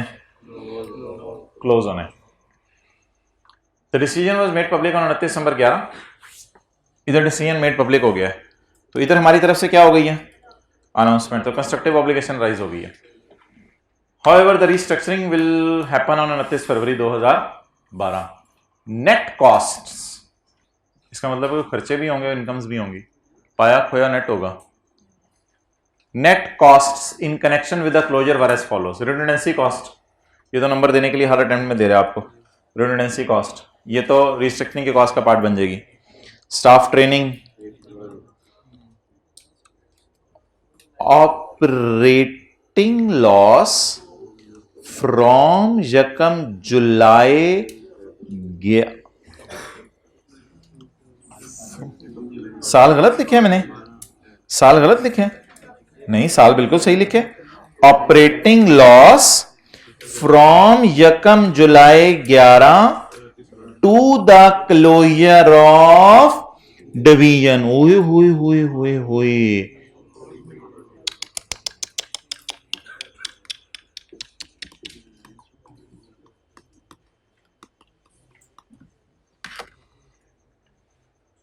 सवाल ने तो ट्विस्ट डाल दिया है। Operating loss from 1 July 11 till February, यहां तक का ऑपरेटिंग लॉस तो बुक हो जाएगा। क्यों? क्योंकि चीजें बेचेंगे, लॉस बुक हो जाएगा। और ये जो ऑपरेटिंग लॉस है इसका नाम मैं रख सकता हूं FOL, फ्यूचर ऑपरेटिंग लॉस। तो बता दें इसमें से 0.6 तो ऑटोमेटिकली बुक हो जाएगा। तो 0.2 क्या होगा? Future operating loss. अगर ऑपरेट करेंगे तो आएगा, नहीं करेंगे तो नहीं आएगा। मेरे ख्याल से अगर मैं यहां खड़ा हूं तो मैं तो एस्टीमेट लगाऊंगा जनवरी फरवरी के अंदर जो है वो लॉस क्या होगा मेरा। ठीक है, तो ये लॉस अवॉइडेबल था या कोई कॉन्ट्रैक्ट करके ऑनरेस बना चुका हूं, या अवॉइडेबल लॉस था? ऐसे तो कॉन्ट्रैक्ट वाली बात नहीं लिखी हुई। तो what is future for me if I am standing on 31 December 11, January and February. तो अगर ये अमाउंट्स इक्वली अपोर्शन में कर सकता हूं तो into 2/8 please, from 1 July 11 to 29 February. 29 फरवरी कितने महीने बनते हैं दरमियान में? 8। ये कितने महीने का लॉस है? 8 मल्टीप्लाइड बाय 2, तो जनवरी फरवरी का कितना है? तो ये 0.2 क्या है? Future operating loss. अब इस फ्यूचर ऑपरेटिंग लॉस के बारे में जरा देख लेते हैं, स्टैंडर्ड क्या कहते हैं। मैं जरा नजर मारा हूं, स्टैंडर्ड क्या कहते हैं फ्यूचर ऑपरेटिंग लॉस के बारे में। Identifiable future operating loss up to the date of restructuring, up to the date of restructuring जनवरी और फरवरी are not included in unless they relate to onerous contract. Onerous क्या होता है? अगर किसी से वादा कर लिया हो तो कि तुम्हें जनवरी फरवरी में चीजें बना के देंगे और अब वादा रिवर्स नहीं हो सकता, ऐसी तो कोई बात सवाल मैंने लिखी हुई, तो ये ऑनरेस कॉन्ट्रैक्ट तो है नहीं। तो फिर क्या करें? इसकी लायबिलिटी बुक करने की जरूरत नहीं है। नेक्स्ट पॉइंट, अनअवॉइडेबल कैसे है? आप 31 दिसंबर को बंद कर दो कारोबार, क्या तब लॉस नहीं आएगा? क्योंकि जनवरी में चीजें बनाओगे तो बेचोगे ना। ये कोई पड़ी हुई चीजें नहीं है। ऑपरेटिंग का मतलब होता है, मैंने बताया था, ऑपरेट करोगे तो लॉस आएगा, नहीं ऑपरेट करोगे तो नहीं लॉस आएगा। प्रिंसिपल साहब आपको कहते हैं कि यार हमारे बैचेस ना पर मंथ चलते हैं, अभी तो 6-6 महीने के चल रहे हैं ना। प्रिंसिपल साहब ने कहा यार हमने कोई ऐसी डिग्री लॉन्च की है, हमारे बैचेस पर मंथ चलते हैं, और यहां खड़े होके PRC के, चलो यहां खड़े होके हमें लग रहा है कि जनवरी फरवरी में लॉस आ सकता है, सर बैच ना लगाएं। हाँ ये यार कमाल कर दी तूने। प्रिंसिपल साहब ने सोचा बच्चों से तो, हाँ बच्चों से फीस पकड़ी भी नहीं, बच्चों को वादा भी नहीं किया हुआ, आएंगे बच्चे तो उन्हें कह देंगे यार नहीं पढ़ाना इस दफा, जनवरी में हमने, फरवरी में नहीं पढ़ाना। तो this loss can be avoided. तो फ्यूचर ऑपरेटिंग लॉस इसमें कितने रुपए है? 0.2। अच्छा यार ये क्या है? Profit on sale of remaining mobile sets, remaining mobile sets, profit on sale of remaining mobile sets. अब असल में होगा ये कि ये कोई पड़े हुए मोबाइल होंगे जिनको हमने क्या करना, बेचना होगा। इस तरह का कॉन्सेप्ट शायद हमने पढ़ा था, gain on expected disposal of assets, gain on expected. इसमें मैंने आपको मिसाल दी थी बिल्डिंग की, प्लांट की, मशीनरी की बिकेगी, तो लेकिन यहां क्या बेच रहे हैं? इन्वेंट्री बेच रहे हैं। तो profit on sale of remaining mobiles, the gain on expected disposal of assets are not taken into account in measuring provision. इसको प्रोविजन मेजर करते हुए नहीं लेते। ये क्या गेन है?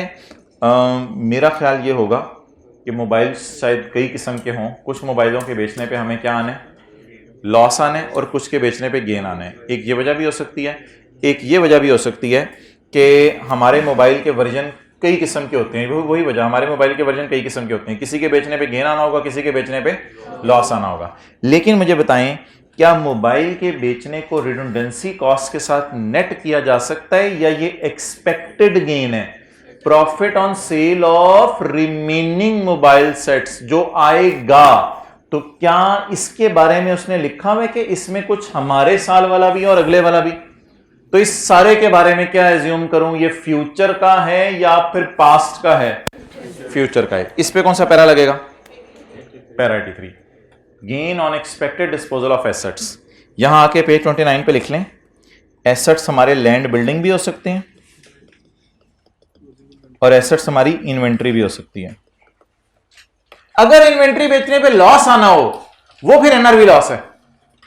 अगर इन्वेंट्री बेचने पे क्या आना हो, लॉस। लेकिन अगर इन्वेंट्री बेचने पे प्रॉफिट आना है तो फिर फोर्स इन प्रॉफिट बुक करने की जरूरत नहीं है और ना ये प्रॉफिट रिडंडेंसी से नेट करने की जरूरत है।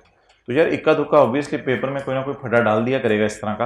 बाकी 3 चीजें समझ आ रही थी, बाकी 3 चीजों से भी इजी मार्क्स आ जाएंगे। और कौन सी लाइन से इजी मार्क्स आएंगे, पब्लिक अनाउंसमेंट्स ऑफ मेड और कंस्ट्रक्टिव ऑब्लिगेशन होगी। ये थोड़ा सा जरा टफ पॉइंट था और मैं इस वजह से भी इस पर थोड़ा सा एतराज कर रहा हूं कि इसको ना बताना चाहिए था कि net incurred cost in future.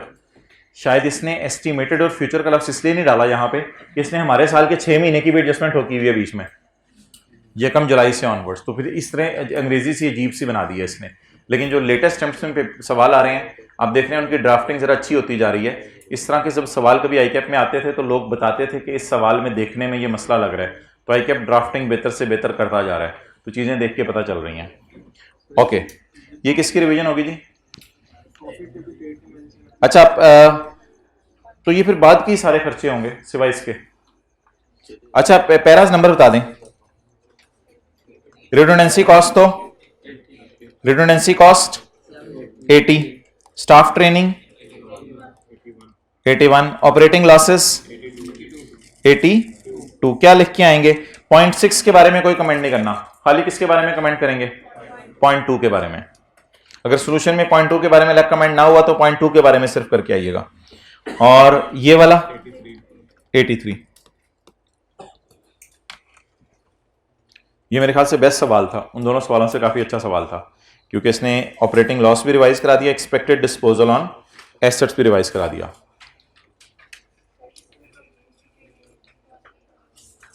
Expense debit provision credit amounting to ₹1.5, सिर्फ ये जनरल एंट्री होगी। 0.6 कौन सा? 0.6 के बारे में अगर आपने कमेंट करके आना हुआ कर दीजिएगा। This loss has already been recorded in current year. ये तो आ गया होगा ना लॉस, तो ऑलरेडी P&L में चला गया होगा, तो इसका तो कुछ नहीं करना। ओके, आ जाए जी आगे। पास पेपर कौन सा हमने शुरू किया था? 2। ओह हो कमाल हो जाए यार। 0.3 कर दें, क्वेश्चन 2 का 0.3।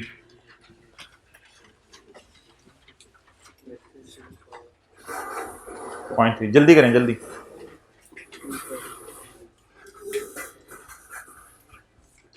क्वेश्चन 2 का 0.3, कैलकुलेटर पकड़ लें।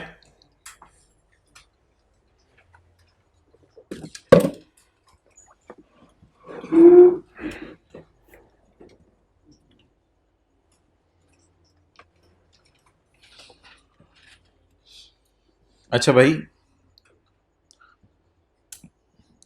चलें कर लें पहले आप।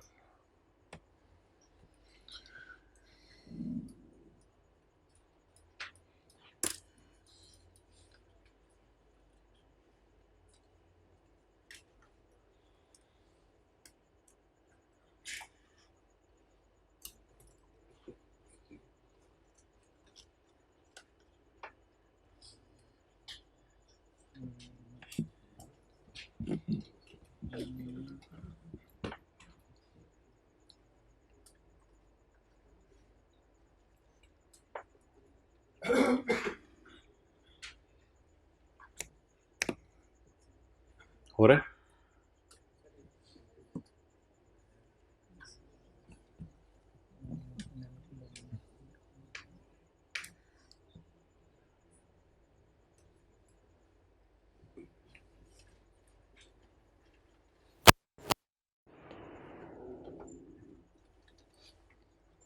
डन।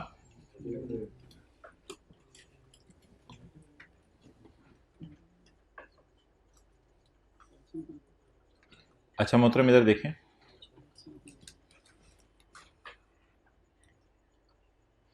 आपको एक चीज मैं बताऊं, बता दूं, सेल कॉन्ट्रैक्ट भी ऑनरस हो सकता है, परचेज कॉन्ट्रैक्ट भी ऑनरस हो सकता है। सुने कैसे? इधर इधर इधर इधर,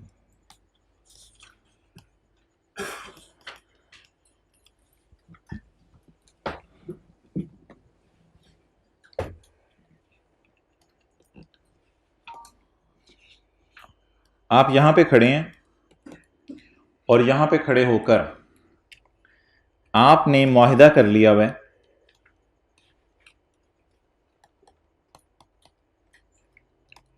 किसी बंदे से कि मोहतरम मैं वादा करता हूं, कॉन्ट्रैक्ट साइन करता हूं कि मैं जनवरी के अंदर आपके पहले घर पे सोलर लगा दूंगा 5 मिलियन के, और फरवरी में दूसरे घर पे आपके सोलर लगा दूंगा 5 मिलियन में। ये आपकी सेल प्राइस होगी, ये आपकी सेल प्राइस होगी। आपने वादा कर लिया हुआ है, डन हो गया। 31 दिसंबर को आप वादा कर चुके हैं। यहां पे खड़े होके ना आपने नेट पे जरा प्राइसेस चेक की कि सोलर प्लेटें मैं खरीदूं कितने की। तो यहां खड़े होके आपको पता चला कि सोलर प्लेटें जो है वो बाजार के अंदर आप 6-7 मिलियन की मिल रही हैं।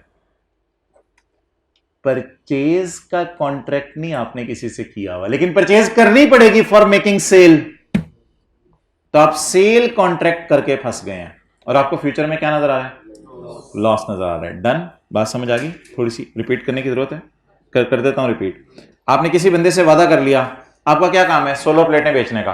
आपने किसी बंदे से वादा कर लिया, भाईजान जनवरी के महीने में आपके घर में 5 मिलियन के सोलर लगा दूंगा, फरवरी के महीने में आपके घर में 5 मिलियन के सोलर लगा दूंगा। मैं भाई हूं आपका, परेशान ना हो, वादा करता हूं आपसे, मुआहिदा साइन कर लें। यह मुआहिदा आपने इस दिन बैठ के ना बना लिया, इस दिन बैठ के आपने ये मुआहिदा साइन कर लिया। 31 दिसंबर को ना आप ऐसे फाइनेंशियल स्टेटमेंट फाइनलाइज कर रहे थे तो आपने जरा नेट पे नजर मारी, यार सोलर प्लेटें कितने की मिल रही हैं, खरीदी नहीं भी आपने, कितने की मिल रही हैं। वो आपने पता चलाया तो 6 मिलियन की मिल रही हैं। वो जो प्रिंसिपल साहब के साथ सफाई करने का एग्रीमेंट किया था, याद आ रहा है? तो आपने कहा ओ तेरी खैर, 6 की खरीदूंगा 5 की बेचूंगा। अब निकल सकते हैं इस कॉन्ट्रैक्ट से? निकल ही नहीं सकते। अब हम मजबूर होंगे। परचेज कॉन्ट्रैक्ट नहीं आपने किसी से किया हुआ, लेकिन परचेज तो करनी पड़ेगी, क्योंकि क्या करनी है आपने? सेल करनी है। तब आप परचेज करेंगे मजबूरन 6 का, बेचेंगे कितने का? 5 का। पहले महीने लॉस 1 मिलियन, दूसरे महीने लॉस 1 मिलियन, तो टोटल लॉस 2 मिलियन। 2 मिलियन क्या ऑनरेस कॉन्ट्रैक्ट की एंट्री करेंगे, expense debit provision for onerous contract. ये बात कुछ समझ आ रही है? समझ आ रही है? दूसरी बात कर दूं? अच्छा, आपने किसी सोलर कंपनी से मुआहिदा किया हुआ है कि सोलर कंपनी, मैं आपसे 50 मिलियन के सोलर खरीदूंगा जनवरी में और आपसे 50 मिलियन के सोलर खरीदूंगा फरवरी में। क्लियर? अब क्या हुआ, लोगों ने बाजार में कौन सा कॉन्ट्रैक्ट पकड़ चुके हैं? परचेज। ऑनरेस कहां से हो गया? अभी तो पता ही नहीं, बताया नहीं मैंने आपको कुछ। कौन सा कॉन्ट्रैक्ट पकड़ चुके हैं? परचेज का, सेल का। सप्लायर से बात तय की है या कस्टमर से? पिछली मिसाल में मैंने कहा था सप्लायर आप खुद हैं, यानी आपने जो है वो किसी बंदे को सोलर बेचने हैं। इधर क्या है, आपने जापान की कंपनी से मुआहिदा किया, जापान की कंपनी, आप मुझे जनवरी में सोलर बेचना, मैं 50 मिलियन के खरीदूंगा, आप मुझे फरवरी में सोलर भेजना, मैं 50 मिलियन के खरीदूंगा। 2 महीने तक आप मुझे सोलर भेजते रहोगे, मैं वादा करता हूं आपको 50-50 मिलियन दूंगा। यहां जाके आपने अंदाजा लगाया कि मोहल्ले वाले सोलर लगवाना बंद कर गए हैं। अब तो मैंने खरीदने हैं, मैं तो खरीदने हैं। भाई कह रहे हैं लोड शेडिंग बंद हो गई है। बिल्कुल अच्छा इन्होंने सिनेरियो बनाया। तो लोड शेडिंग बंद हो गई है, मोहल्ले वालों ने क्या किया? मोहल्ले वालों ने सोलर लगवाने बंद कर दिए।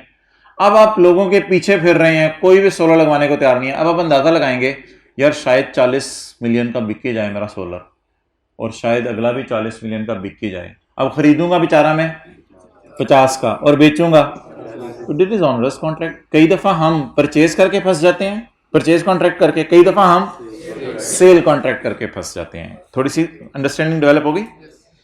अब जरा मैं पढ़ता हूं।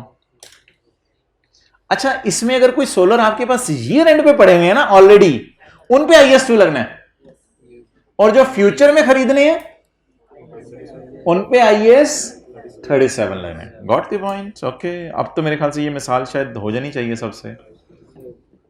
आपको मिसाल समझ आई है ये बात सुनने से? TL had 6,000 unsold units of product A on 30 June 2019, acquired at 500। ये स्टॉक पड़ा हुआ है या खरीदना है? अनसोल्ड। मेरी नजर में ना ये कैलकुलेटर है। एक दुकानदार ने टेल टू लेटर एक दुकानदार ने 500 रुपए के कैलकुलेटर खरीद के रखे हुए 30/19 को। जब 30/19 की रात को खड़े होकर इसको कितने कैलकुलेटर नजर आ रहे होंगे? 600। कितने कैलकुलेटर पड़े हुए नजर आ रहे होंगे? 600। इनकी कॉस्ट बोलें 500। 6000 कैलकुलेटर, वो तरीके 6000 कैलकुलेटर। कितने रुपए का एक कैलकुलेटर? 500 रुपए का। तो TL had 6000 unsold units at 500 per unit. 6000 calculator है, दुकान जहन में लाएं, अपना बंदा जहन में लाएं, महल्ले वाला जहां कैलकुलेटर आप खरीदते हैं, 6000 कैलकुलेटर उसकी दुकान पे पड़े हुए हैं जैसे, तो उसमें 500 का उसने खरीद रखा हुआ है। In June 19 selling price has fallen to 350। ओए होए होए, जून 19 में पता चल गया कि इसकी सेलिंग प्राइस किस पे गिर गई है? 350 पे। ये तो NRV लॉस है, ये तो पड़ी हुई चीज पे लॉस आने या खरीद के लॉस आने, पड़ी हुई चीज पे लॉस आने। तो बता दें 6000 की कॉस्ट और NRV 6000 इंटू 500 रुपीज इन 1000, 3000। और इनकी NRV 6000 इंटू 350 2100 जी। NRV loss 900। Cost of sale debit, अभी मैं नोट करने का टाइम दूंगा। ये तो इनकी बात होगी, पड़े हुओं की। TL acquires product A under a contract, acquires under a contract, एक कॉन्ट्रैक्ट के तहत खरीद रहे चीजें, बाजार से ऐसे ही जाके नहीं खरीद लेता। जापान की कंपनी से मुआहदा किया हुआ कि मैं खरीदूंगा। TL acquires calculator under a contract in which TL has to buy, कुछ आ रहा नहीं हमारे पास, हमने खरीदने, has to buy 10,000 units of product per month. हर महीने में खरीदा करूंगा, कितने के? अब देखना यह है कि वो मुआहदा अगले साल में कितने महीने रह गया है, फ्यूचर को देखना है अब आपने कि वो फ्यूचर में कितने महीने बकाया रह गए हैं। The contract is valid till 31 अगस्त, और 31 अगस्त को हमारा ये मुआहदा खत्म हो रहा है। इसका मतलब है अगर मैं 30 जून 19 को खड़ा हूं तो जुलाई में मैं मजबूर हूं have to buy 10,000 and in August I have to buy 10,000 at rupees 500। And if TL wants to cancel the contract, then it must pay the cancellation penalty. TL is of the view that market may not improve in the near future. हमारा अंदाजा है कि market future में बढ़ेगी नहीं। अब भाईजान माने ना माने 26,000 कैलकुलेटर्स की हमें डज पड़नी है। 26,000 कैलकुलेटर्स की। एक तो वो हैं जो 6,000 हमारे पास पड़े हुए हैं, वो 500 के खरीद के रखे हुए हैं, वो कितने के बिकने हैं? 350 के। और अल्लाह का शुक्र है जुलाई अगस्त में हम अपने आप को खुद फंसा चुके हैं मुआहदा करके कि हमने कितने रुपए के खरीदने कैलकुलेटर? 500 के। कब खरीदेंगे? जुलाई में भी और अगस्त में भी। और ये मार्केट इंप्रूव होने का चांस कोई नहीं है, तो वो जो खरीदेंगे वो कितने के बेचेंगे? क्या वो पड़े हुए हैं कि उस पे IS2 लगाएं? क्या वो इन्वेंट्री है कि उस पे IS2 लगाएं? लेकिन ऑनरेस कॉन्ट्रैक्ट की डेफिनेशन हमने पढ़ी थी। ऑनरेस कॉन्ट्रैक्ट ऐसे कॉन्ट्रैक्ट होते हैं जो अवॉइड नहीं हो सकते। अब ये अवॉइडेबल नहीं है, इस कॉन्ट्रैक्ट में हम फंस चुके हैं। अब हम ईयर एंड पे खड़े होकर एक अलग कहानी देखें, 6,000 कैलकुलेटर्स की या 20,000 की? 20,000 की। 30 जून 2019 पे खड़े होकर मैं सोचूं मैं जुलाई में जाऊंगा कितने कैलकुलेटर खरीदूंगा, मैं अगस्त में जाऊंगा कितने खरीदूंगा? 10,000। उसके बाद इफ आई ऑनर, अगर मैं ऑनर करता हूं तो मेरा आउटफ्लो 20,000 कैलकुलेटर जरब 500 रुपीज इन 1000 में करवा रहे हैं, और मेरा इनफ्लो 20,000 कैलकुलेटर जरब 350 तो 350 7,000। तो अब आप 3,000 if I cancel, if me Bablu myself cancel, then penalty outflow होती है, इनफ्लो आउटफ्लो कितनी? 4,000। क्या पसंद करेंगे, खरीद के डूबना पसंद करेंगे या पेनल्टी पे करके डूबना? डूबना तो है, डूबना तो है। आप मोबाइल के साथ डूबे अपने या मोबाइल बाहर फेंक दे खुद डूब जाएंगे, अब आपकी मर्जी है। तो डूबना तो है। कैसे डूबना पसंद करेंगे? एंट्री बताएं, एंट्री बताएं। Expense debit, provision credit. कितने से? 3000 से, लोअर से। ये जी 2 जनरल एंट्रीज है। चले, फूल झड़े, तीनों हंसी आ रही है किसी गल पे। और जिस टाइम पे आप हंसे थे जब मैंने 6000 कैलकुलेटर बोला था, पता नहीं वो क्या बात थी, मुझे क्लास के बाद तो नहीं बतानी है। अच्छा, सोलर पैनल पे हंसे थे। अच्छा, तो उस पर हंसी निकली थी। दो बीवियां। ओके ओके ओके, तो ठीक है, मिसाल को बेहतर करते रहा करो। तो फरवरी वाली का क्या कसूर था? लेट शादी करने वाले को तो पहले लगवा के देते हैं लोग, पुठी मिसालें दे रहा है। तू किस दुनिया में रहता है यार? जल्दी करें, अल्लाह आपको दे।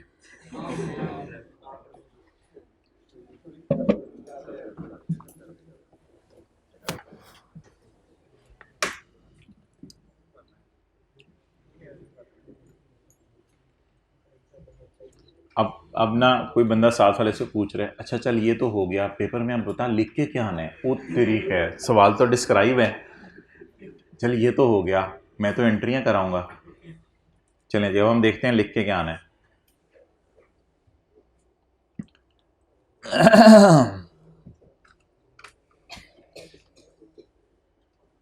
यार वैसे सीरियसली आप बात पूछें, मेरा पता क्या दिल चाह रहा है, रोज़ाना कोई 1-2 पास पेपर के सवाल ना आपको घर भेजते रहें, 5-10-15 मिनट की वीडियो बना के IAS 37 के। क्या करेंगे यार, लीग IAS 12 रिवाइज कर कर मर जाएंगे आप लोग। कितनी रिवाइज करेंगे, जान ले लेंगे उसकी। नहीं ऐसे तो 15-20 मिनट के लिए ज़रा मुलाकात हो जाया करेगी, कुछ इस तरह समझ लें। सादत की बात होगी कि मैं आपसे मुलाकात कर लूँ, मैं खुश होऊंगा, मेरे लिए सादत की बात होगी। हाँ जी, अच्छा अच्छा अच्छा, बात बढ़ गई है जी, बात को ख़त्म करते हैं। तो अब आप मुझे बता दें how we will write it down. कोई बंदा हाथ खड़ा करके बता दे कैसे लिख के आएगा पेपर में। पेन से, एक बंदे ने हाथ खड़ा करके बता दिया। और कोई बता दे कैसे लिख के आएगा? मुंह से कोई लिख के आएगा? अच्छा, as per IAS 2 the inventory is recorded at lower of cost or NRV। 6000 calculator. अब इतना सा बोल के ना आगे देखें फनकारियां जो हमारी होती हैं। As 6000 calculators lying in our stock have a cost of ₹3000 and NRV of 2100, so NRV loss of 2100 will be recorded। फनकारी खत्म, 900 will be recorded। Done.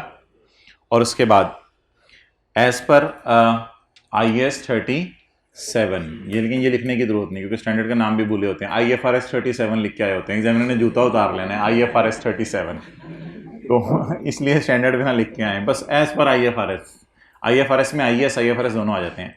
As per IFRS a provision should be recorded for a liability where, वो 3 liability के लिए 3 शरायत हैं। A provision should be recorded when there is a present obligation due to a, वो वाली बातें भी लिखनी है, when there is a present obligation due to a past event, which in this case is a contract, and there is a probable outflow for which reliable estimate can be made. So in this case a provision should be recorded for the onerous contract at lower of the cost to fulfill or the cost to cancel, और फिर calculations करके आएंगे। Calculations करने के बाद therefore in this case a liability for onerous contract should be recorded, liability नहीं, provision, therefore a provision for onerous contract should be made amounting to ₹3000। मुझे जरा ICAP का सोल्यूशन पढ़ने दें तो देखते हैं कि उस वाले CA ने कैसे लिखा है और आपके सामने जो CA बैठा हुआ है उसने कैसे बोला है। आप दोनों के अंदर फर्क देख लें, तो देख लेते हैं, जरा ट्राई करें उस वाले CA ने कैसे लिखा है। क्वेश्चन नंबर कौन सा है?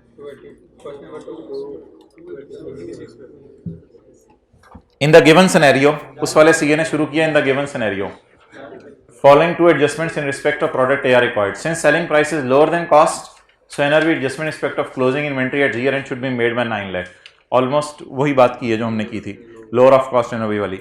Further, इसमें थोड़ी सी उसने ना देखें कंजूसी की है, प्रोविजन की डेफिनेशन ने लिख के आया, तो यहाँ प्रोविजन की डेफिनेशन लिखाएं, प्रोविजन की डेफिनेशन लिखाएं, तो प्रोविजन की डेफिनेशन में क्या लिख के आएंगे, a provision is a liability when there is a past event which in this case is contract and reliable estimate can be made and future economic वो जो बेनिफिट्स हैं इट इज प्रोबेबल, तो वो वाली बात लिखा है आप. और उसके बाद further as contract become onerous, बहुत ही ज्यादा कंजूसी से लिखा है इसने. TL should also record a provision for unavoidable cost which in this case are lower of this and this. कुछ इस तरह का लिखेंगे आप पेपर में, ये साथ लेके जाएंगे किसी को. स्टैंडर्ड में पैरा 14 में ना आपको मिल जाएगा प्रोविजन की डेफिनेशन, तो IS 37 में पैरा 14 में आपको प्रोविजन की डेफिनेशन मिल जाएगी. यहां से इंशाल्लाह आपका साथ वाले का गुजारा हो जाएगा.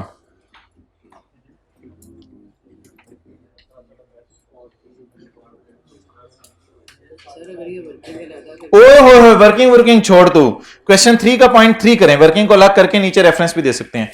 क्वेश्चन 3 का पॉइंट 3 करें. यार मजा आ रहा है, मैं चाहता हूं ये मजा रोजाना आए, वरना आपको ना कुछ और चीजों का चस्का लग जाना घर में, आपको बकरे, आपको तिक्के, पता नहीं किन किन चीजों में आपने खो जाने. पॉइंट 3 मैं चाहता हूं रोजाना IS 37 का, यार मान जाए वैसे इस दफा रोजाना 10-15-20. मैं उनसे कहता हूं मुझे YouTube की एक्सेस दे दें, कॉलेज वाले मुझे दे दें पासवर्ड, तो मैं खुद ही अपलोड कर दिया करूंगा इंशाल्लाह. तो उनसे मैं इजाजत ले लेता हूं, मैं फिर खुद ही अपलोड कर दिया करूंगा. डन हो गया. प्रिंसिपल साहब से बात कर लेते हैं, सर को एक्सेस दे दें YouTube चैनल की, कॉलेज के YouTube चैनल की, सर को एक्सेस दे दें, फिर खुद ही अपलोड कर दिया करेंगे, या अपना बना के मैं अपलोड कर दिया करूंगा, जैसे आप मुनासिब समझें. आप अपलोड कराने पे माने. OL has imported 7000 units, OL ने 7000 यूनिट इंपोर्ट किए हैं. यार ये वैसे मैंने कर देना है, ये मैंने कर देना है. OL has imported 7000 units of a medicine. मैं इस तरह वीडियो बनाऊंगा कि आपको डेट नजर आ रही हो, नीचे डेट नजर आ रही हो, ताकि आपको लगे ये ईद वाले दिन रिकॉर्ड हुआ है, ये इससे अगले दिन रिकॉर्ड हुआ है, टरू मरू सब. OL has imported 7000 units of a medicine at a cost of 70 million. यार ये कौन सी मेडिसिन है, 7000 दवाइयां 70 मिलियन की आई हैं. डिवाइड करें जरा 70 मिलियन को 7000 पे. 7000 दवाइयां 70 मिलियन की आई हैं. 70 मिलियन डिवाइडेड बाय 7000, 10,000 रुपए की फाइजर की वैक्सीन कर लेते हैं. एक फाइजर की वैक्सीन जो आपके अंदर घूम रही है. अच्छा, तो 10,000 रुपए की फाइजर की एक वैक्सीन हमने इंपोर्ट की है at a cost of 70 million. कर ली है या करेंगे, कर ली है या करेंगे, करेंगे. OL हैज इंपोर्टेड, या कर ली है, कर ली है.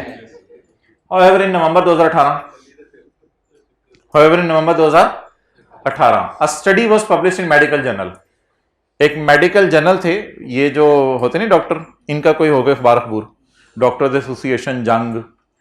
इन November 2018 study was published in medical journal which reveals that results of alternate medicine are much better. तो फाइजर से भी अच्छी अच्छी वैक्सीनें आ गई हैं, तो ये मार्केट में पता चल गया.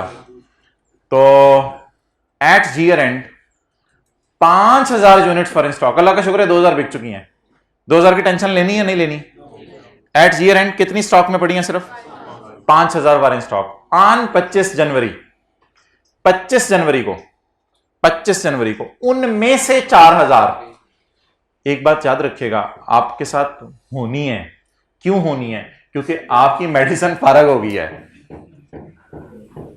मैं ये नहीं कह रहा जो आपके अंदर फाइजर फिर रही है वो फारग हो गया IS 37 करने के बाद. मैं ये कह रहा हूं कि जब मेडिकल जर्नल में ये आ गया है, ये जर्नल एंट्रीज वाला जर्नल नहीं है, ये अखबार है. जब मेडिकल जर्नल में ये आ गया है कि आपकी दवाई फारग है और वो जो दूसरों ने दवाई भेजी है वो सही दवाया है, तो वो दवाई सही है. अब आप तैयार हो जाएं, ये 10,000 भी अगर आपको मिल गए तो आपकी किस्मत होगी. साल खत्म होने के बाद 4000 यूनिट्स आपने 8000 के बेच दिए.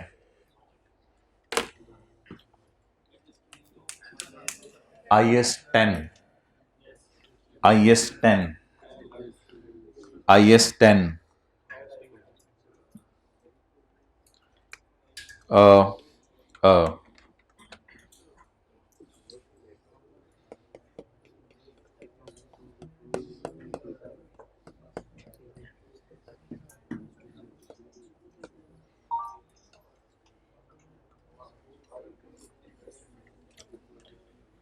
ये जो आज ना एडजस्टिंग की एग्जांपल्स पढ़ी थी, पेज नंबर 251 पे,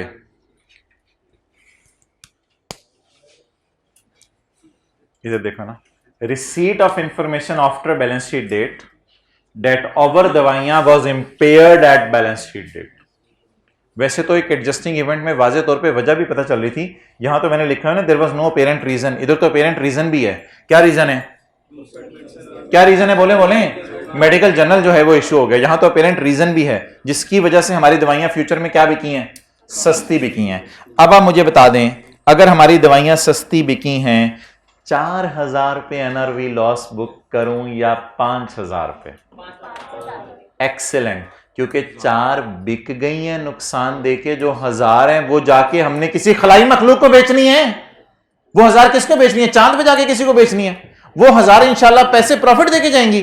दीवाने हो गए हैं, क्या हो गया है? सवाल वाजे कह रहे हैं कि कोई और अच्छी हो गई है, और हमारे पास जो 5,000 पड़ी हुई थी, मिसाल के तौर पे मैंने 10 लैपटॉप मंगवाए हुए हैं अमेरिका से, उसमें से साल के बाद 8 मेरे सस्ते बिक गए हैं, तो बाकी जो 2 बिकने हैं वो भी सस्ते बिकने हैं। तो इसलिए ये आईकैप ने थोड़ा सा एक कॉन्सेप्ट आपका टेस्ट करने की कोशिश की थी कि 5,000 चीजें पड़ी हुई हैं, उनमें से 4,000 आपको नुकसान दे गई हैं, बाकी 1,000 भी इंशाल्लाह नुकसान ही देके जाएंगे।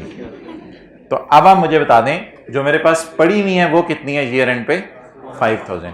मेरे ख्याल से एनआरवी को एस्टीमेट करने की जरूरत नहीं है, साल के बाद एग्जैक्ट इंफॉर्मेशन आ गई है एनआरवी कैलकुलेशन के लिए, उसी को यूज कर लें। It is not now estimated selling price, तकरीबन कंफर्म हो गई है सेलिंग प्राइस। और अभी तो हम 25 जनवरी पे खड़े हैं, डायरेक्टर्स ने कहां फाइनेंशियल स्टेटमेंट अभी ऑथराइज की होंगी, अभी तो हमारे हाथ में फिर रही हैं चीजें। आप बता दें किन पे लॉस बुक करूं? 5,000 पे। 2,000 की टेंशन ना लें, वो तो बिक चुकी है ना। 7 माइनस खरीदी कितनी थी? 7। पड़ी कितनी थी? 5 में से कितनी बेच दी? किस पर? अगले साल बेची, अगले साल बेची, हमारे साल पड़ी हुई थी, और 1,000 भी इंशाल्लाह लॉस दे के जाएंगी। कॉस्ट बोल दें 5,000 की, 10,000। एनआरवी ना ना ना ना, फॉर्मूला बताए ना, estimated selling price minus cost to sell. Cost to sell भी दी हुई है सवाल में जी। एस्टिमेटेड सेलिंग प्राइस 5,000 इंटू 8,000, नहीं वो फिर डायरेक्ट फिगर निकाल के ना उसका ले लेते हैं, रुपीज इन 1,000 जी। 40,000 क्या होगी? ये कॉस्ट होगी ना ना, एनआरवी नहीं है भाई, ये एस्टिमेटेड सेलिंग प्राइस है। NRV is equal to estimated selling price minus estimated cost to sell minus estimated repair cost. Estimated repair cost भी माइनस होती है अगर गिवन हो जी। इसका कितने परसेंट? नहीं नहीं, इसका 90% ना लो ना, इसका 10% ले लो, सही चल रहे हो आप भी, कोई मसला नहीं। 36,000 cost of sale debit inventory credit 14,000 से। 14,000 कहां से आ गया? कॉस्ट और एनआरवी का डिफरेंस, कॉस्ट और एनआरवी का डिफरेंस 14,000।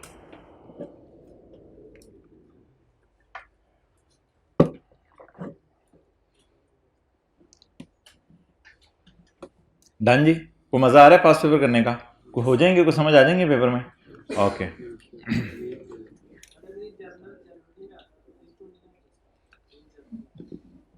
हाँ, आप फिर कह सकते हो कि फिर अगर जनरल वाजे तौर पे जनवरी में आता तो फिर ये एडजस्टिंग ना होता।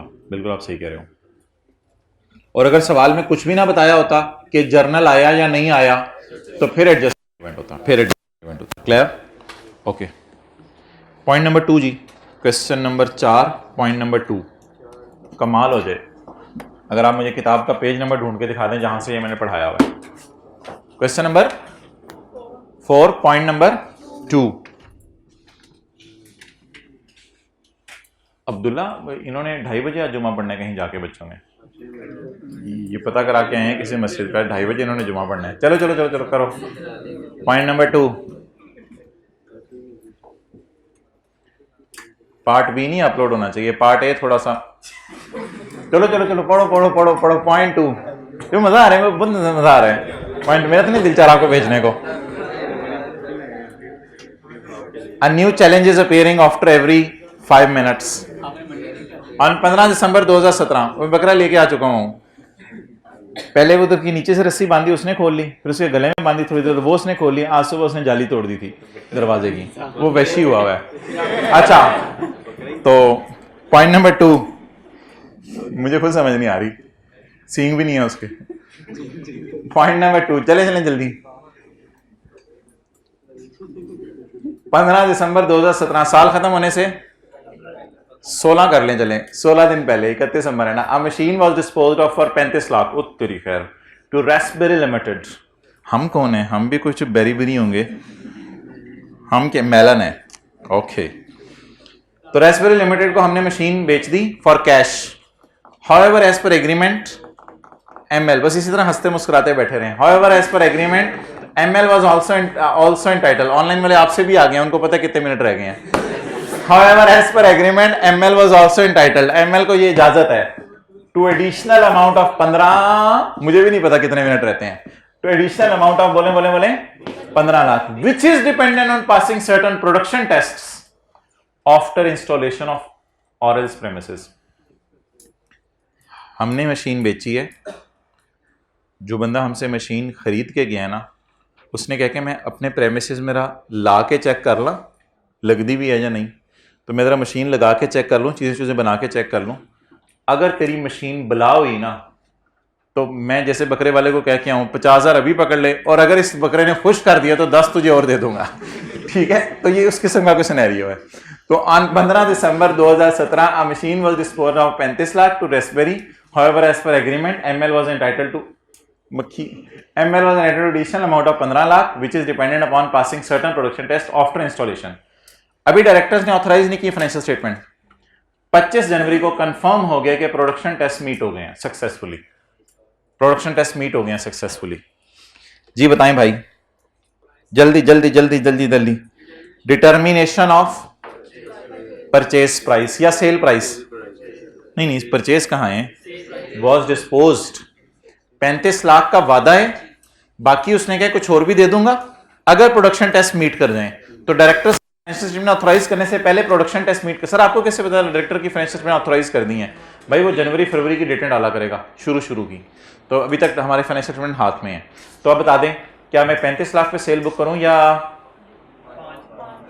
35 जमा 15 5 मिलियन के ऊपर सेल बुक करूंगा? और मैं क्या कह के आऊंगा, the determination of purchase price या sale price after the balance sheet date which had already been sold before the is an indicative of a condition या is an evidence of a condition that existed at balance sheet date, therefore it is an, so the sale price of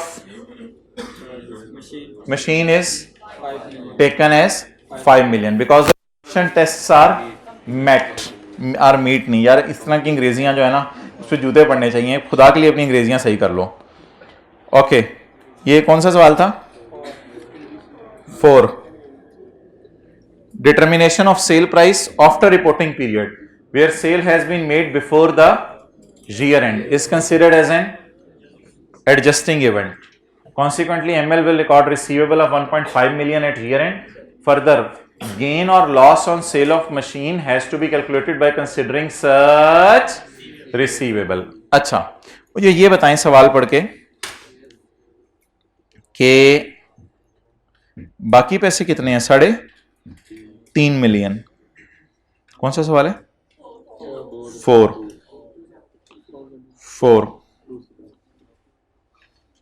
अच्छा एक line ना exam में उसने बड़ी मजे की डाली है, जो सॉल्यूशन में उसने डाली है। 35 लाख आपको आ चुका है और बाकी ईयर एंड पे आया नहीं, तो ये क्या है? रिसीवेबल। तो अब आप मुझे बता दें, वो कहते हैं गेन लॉस 35 जमा 15 करके 50 को सामने रख के निकालें या 35 लाख को सामने रखे? तो ये जो बात उसने कैश वाली की और जो आने वाली की, उसको भी अल्लाह का शुक्र है उसने हल्का सा हिंट करा के चला गया कि 1.5 को कहां डाल दो? रिसीवेबल में, और 3.5 को कैश में डाल दो। रिसीवेबल और रिसीव को जमा करके टोटल सेल प्राइस 50 लाख। और अब जब गेन लॉस निकालेंगे तो 50 लाख को बीवी से, बीवी सवाल में अवेलेबल, क्योंकि आपको पता है हर सवाल में बीवी नहीं होती, तो बीवी सवाल में अवेलेबल, तो गेन लॉस हम निकाल, लेकिन उसने ये बता दिया कि ये कंसिडरेशन है, इसको बीवी से कंपेयर करना और क्या निकाल लेना? गेन लॉस खुद निकाल लेना। ओके, तो कमाल होगी यार, जबरदस्त होगी। अच्छा जी, तो अब क्वेश्चन नंबर, ये किसी के बारे में बता रहे हैं भाई हमें कुछ, पता नहीं, हमें तो नहीं, हमने तो सुनाई दिया क्या हुआ है, पता नहीं क्या हो रहा है ये। नहीं नहीं नहीं, दोबारा ना बोलें, मैं फिर बुलवाऊंगा एक ही दफ़ा कि क्या हो रहा है।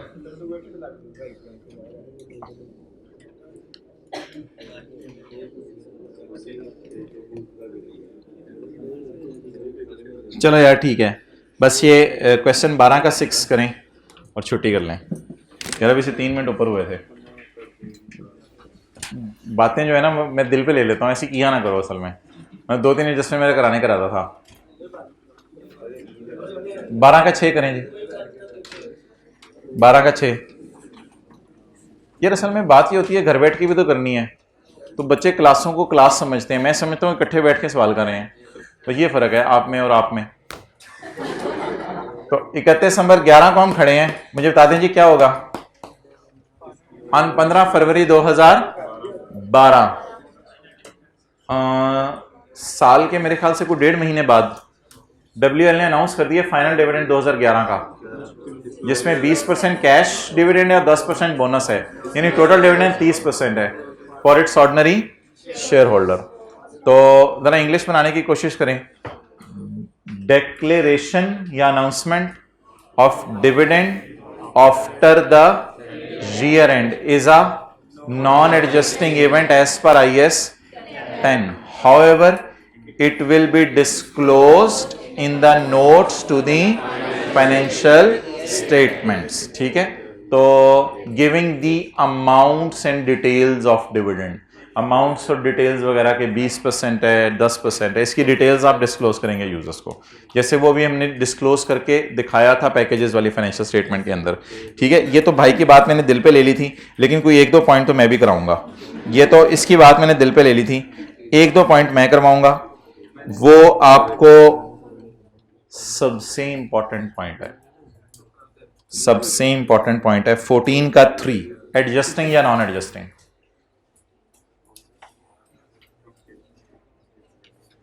यार ये पॉइंट समझ लें थोड़ा सा फ्रेश माइंड के साथ।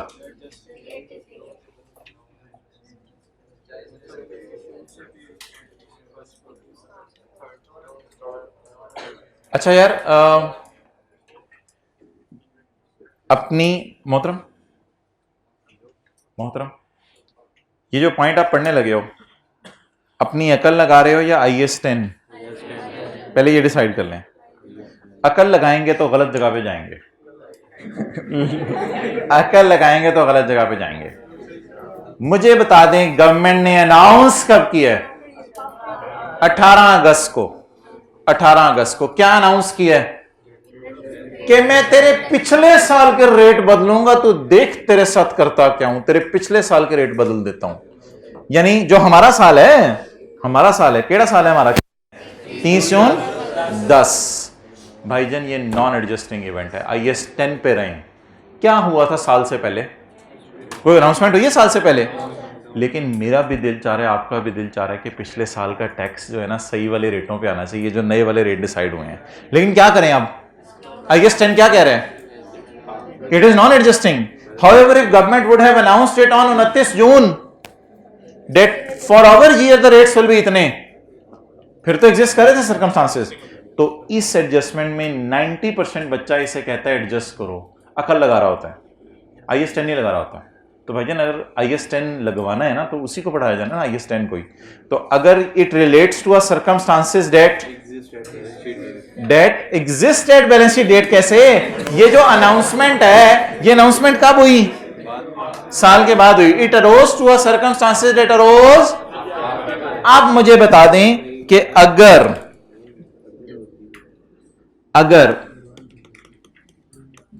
पुराना रेट 30% है और कोई नया रेट 32% है, तो मुझे पता कब चला है? ईयर एंड के बाद। तो मैं अपने साल वाली लाइबिलिटीज किस पे बुक करूं, 30% पे या 32% पे? However if it is material then I will. और बबलूज, आपने IAS 12 में ये पढ़ा हुआ था कि हमारे साल, अगर अगले साल का रेट पता चल जाए कि क्या लगना है, या इसी साल का भी रेट पता चल जाए, तो फिर वो यूज करें। अभी तो पता ही नहीं चला, हमें पता कब चला? After year end. तो क्या पता, adjusting non adjusting? Non adjusting. तो सिंपल इसको रखें, इसको कॉम्प्लिकेट ना करें। और पॉइंट 4 जो है वो मेरी तरफ से तोहफा है। ये तो आपको पता है, डिविडेंड अनाउंस हो रहा है। ये कौन सा डिविडेंड होगा वैसे? फाइनल डिविडेंड होगा, क्योंकि 30 जून 2010 है। तो इसको भी क्या करेंगे? डिस्क्लोज करेंगे। अच्छा यार, ये ऐसे ही ना कुछ बच्चे, यानी सेशन ख़त्म हो जाता है और फिर कभी कहते हैं कि यार वो हमें बताया नहीं कि 37 के MCQs कैसे आते हैं, और हमें बताया ही नहीं कि वो कंसोलिडेशन में MCQs कैसे आते हैं। कुछ हमें, अगर कुछ सर ने कोई 2 4 6 करा दिए होते तो हमें भी पता चल जाता कैसे करते हैं। तो उसके लिए कोई हल्का फुल्की वीडियो अपलोड होगी ऑनलाइन और यूट्यूब वालों, तो वो आज शाम को देख लीजिएगा, अगर हल्की फुल्की ऐसी मैंने कोई कर दी तो। ठीक है, बंद करो यार।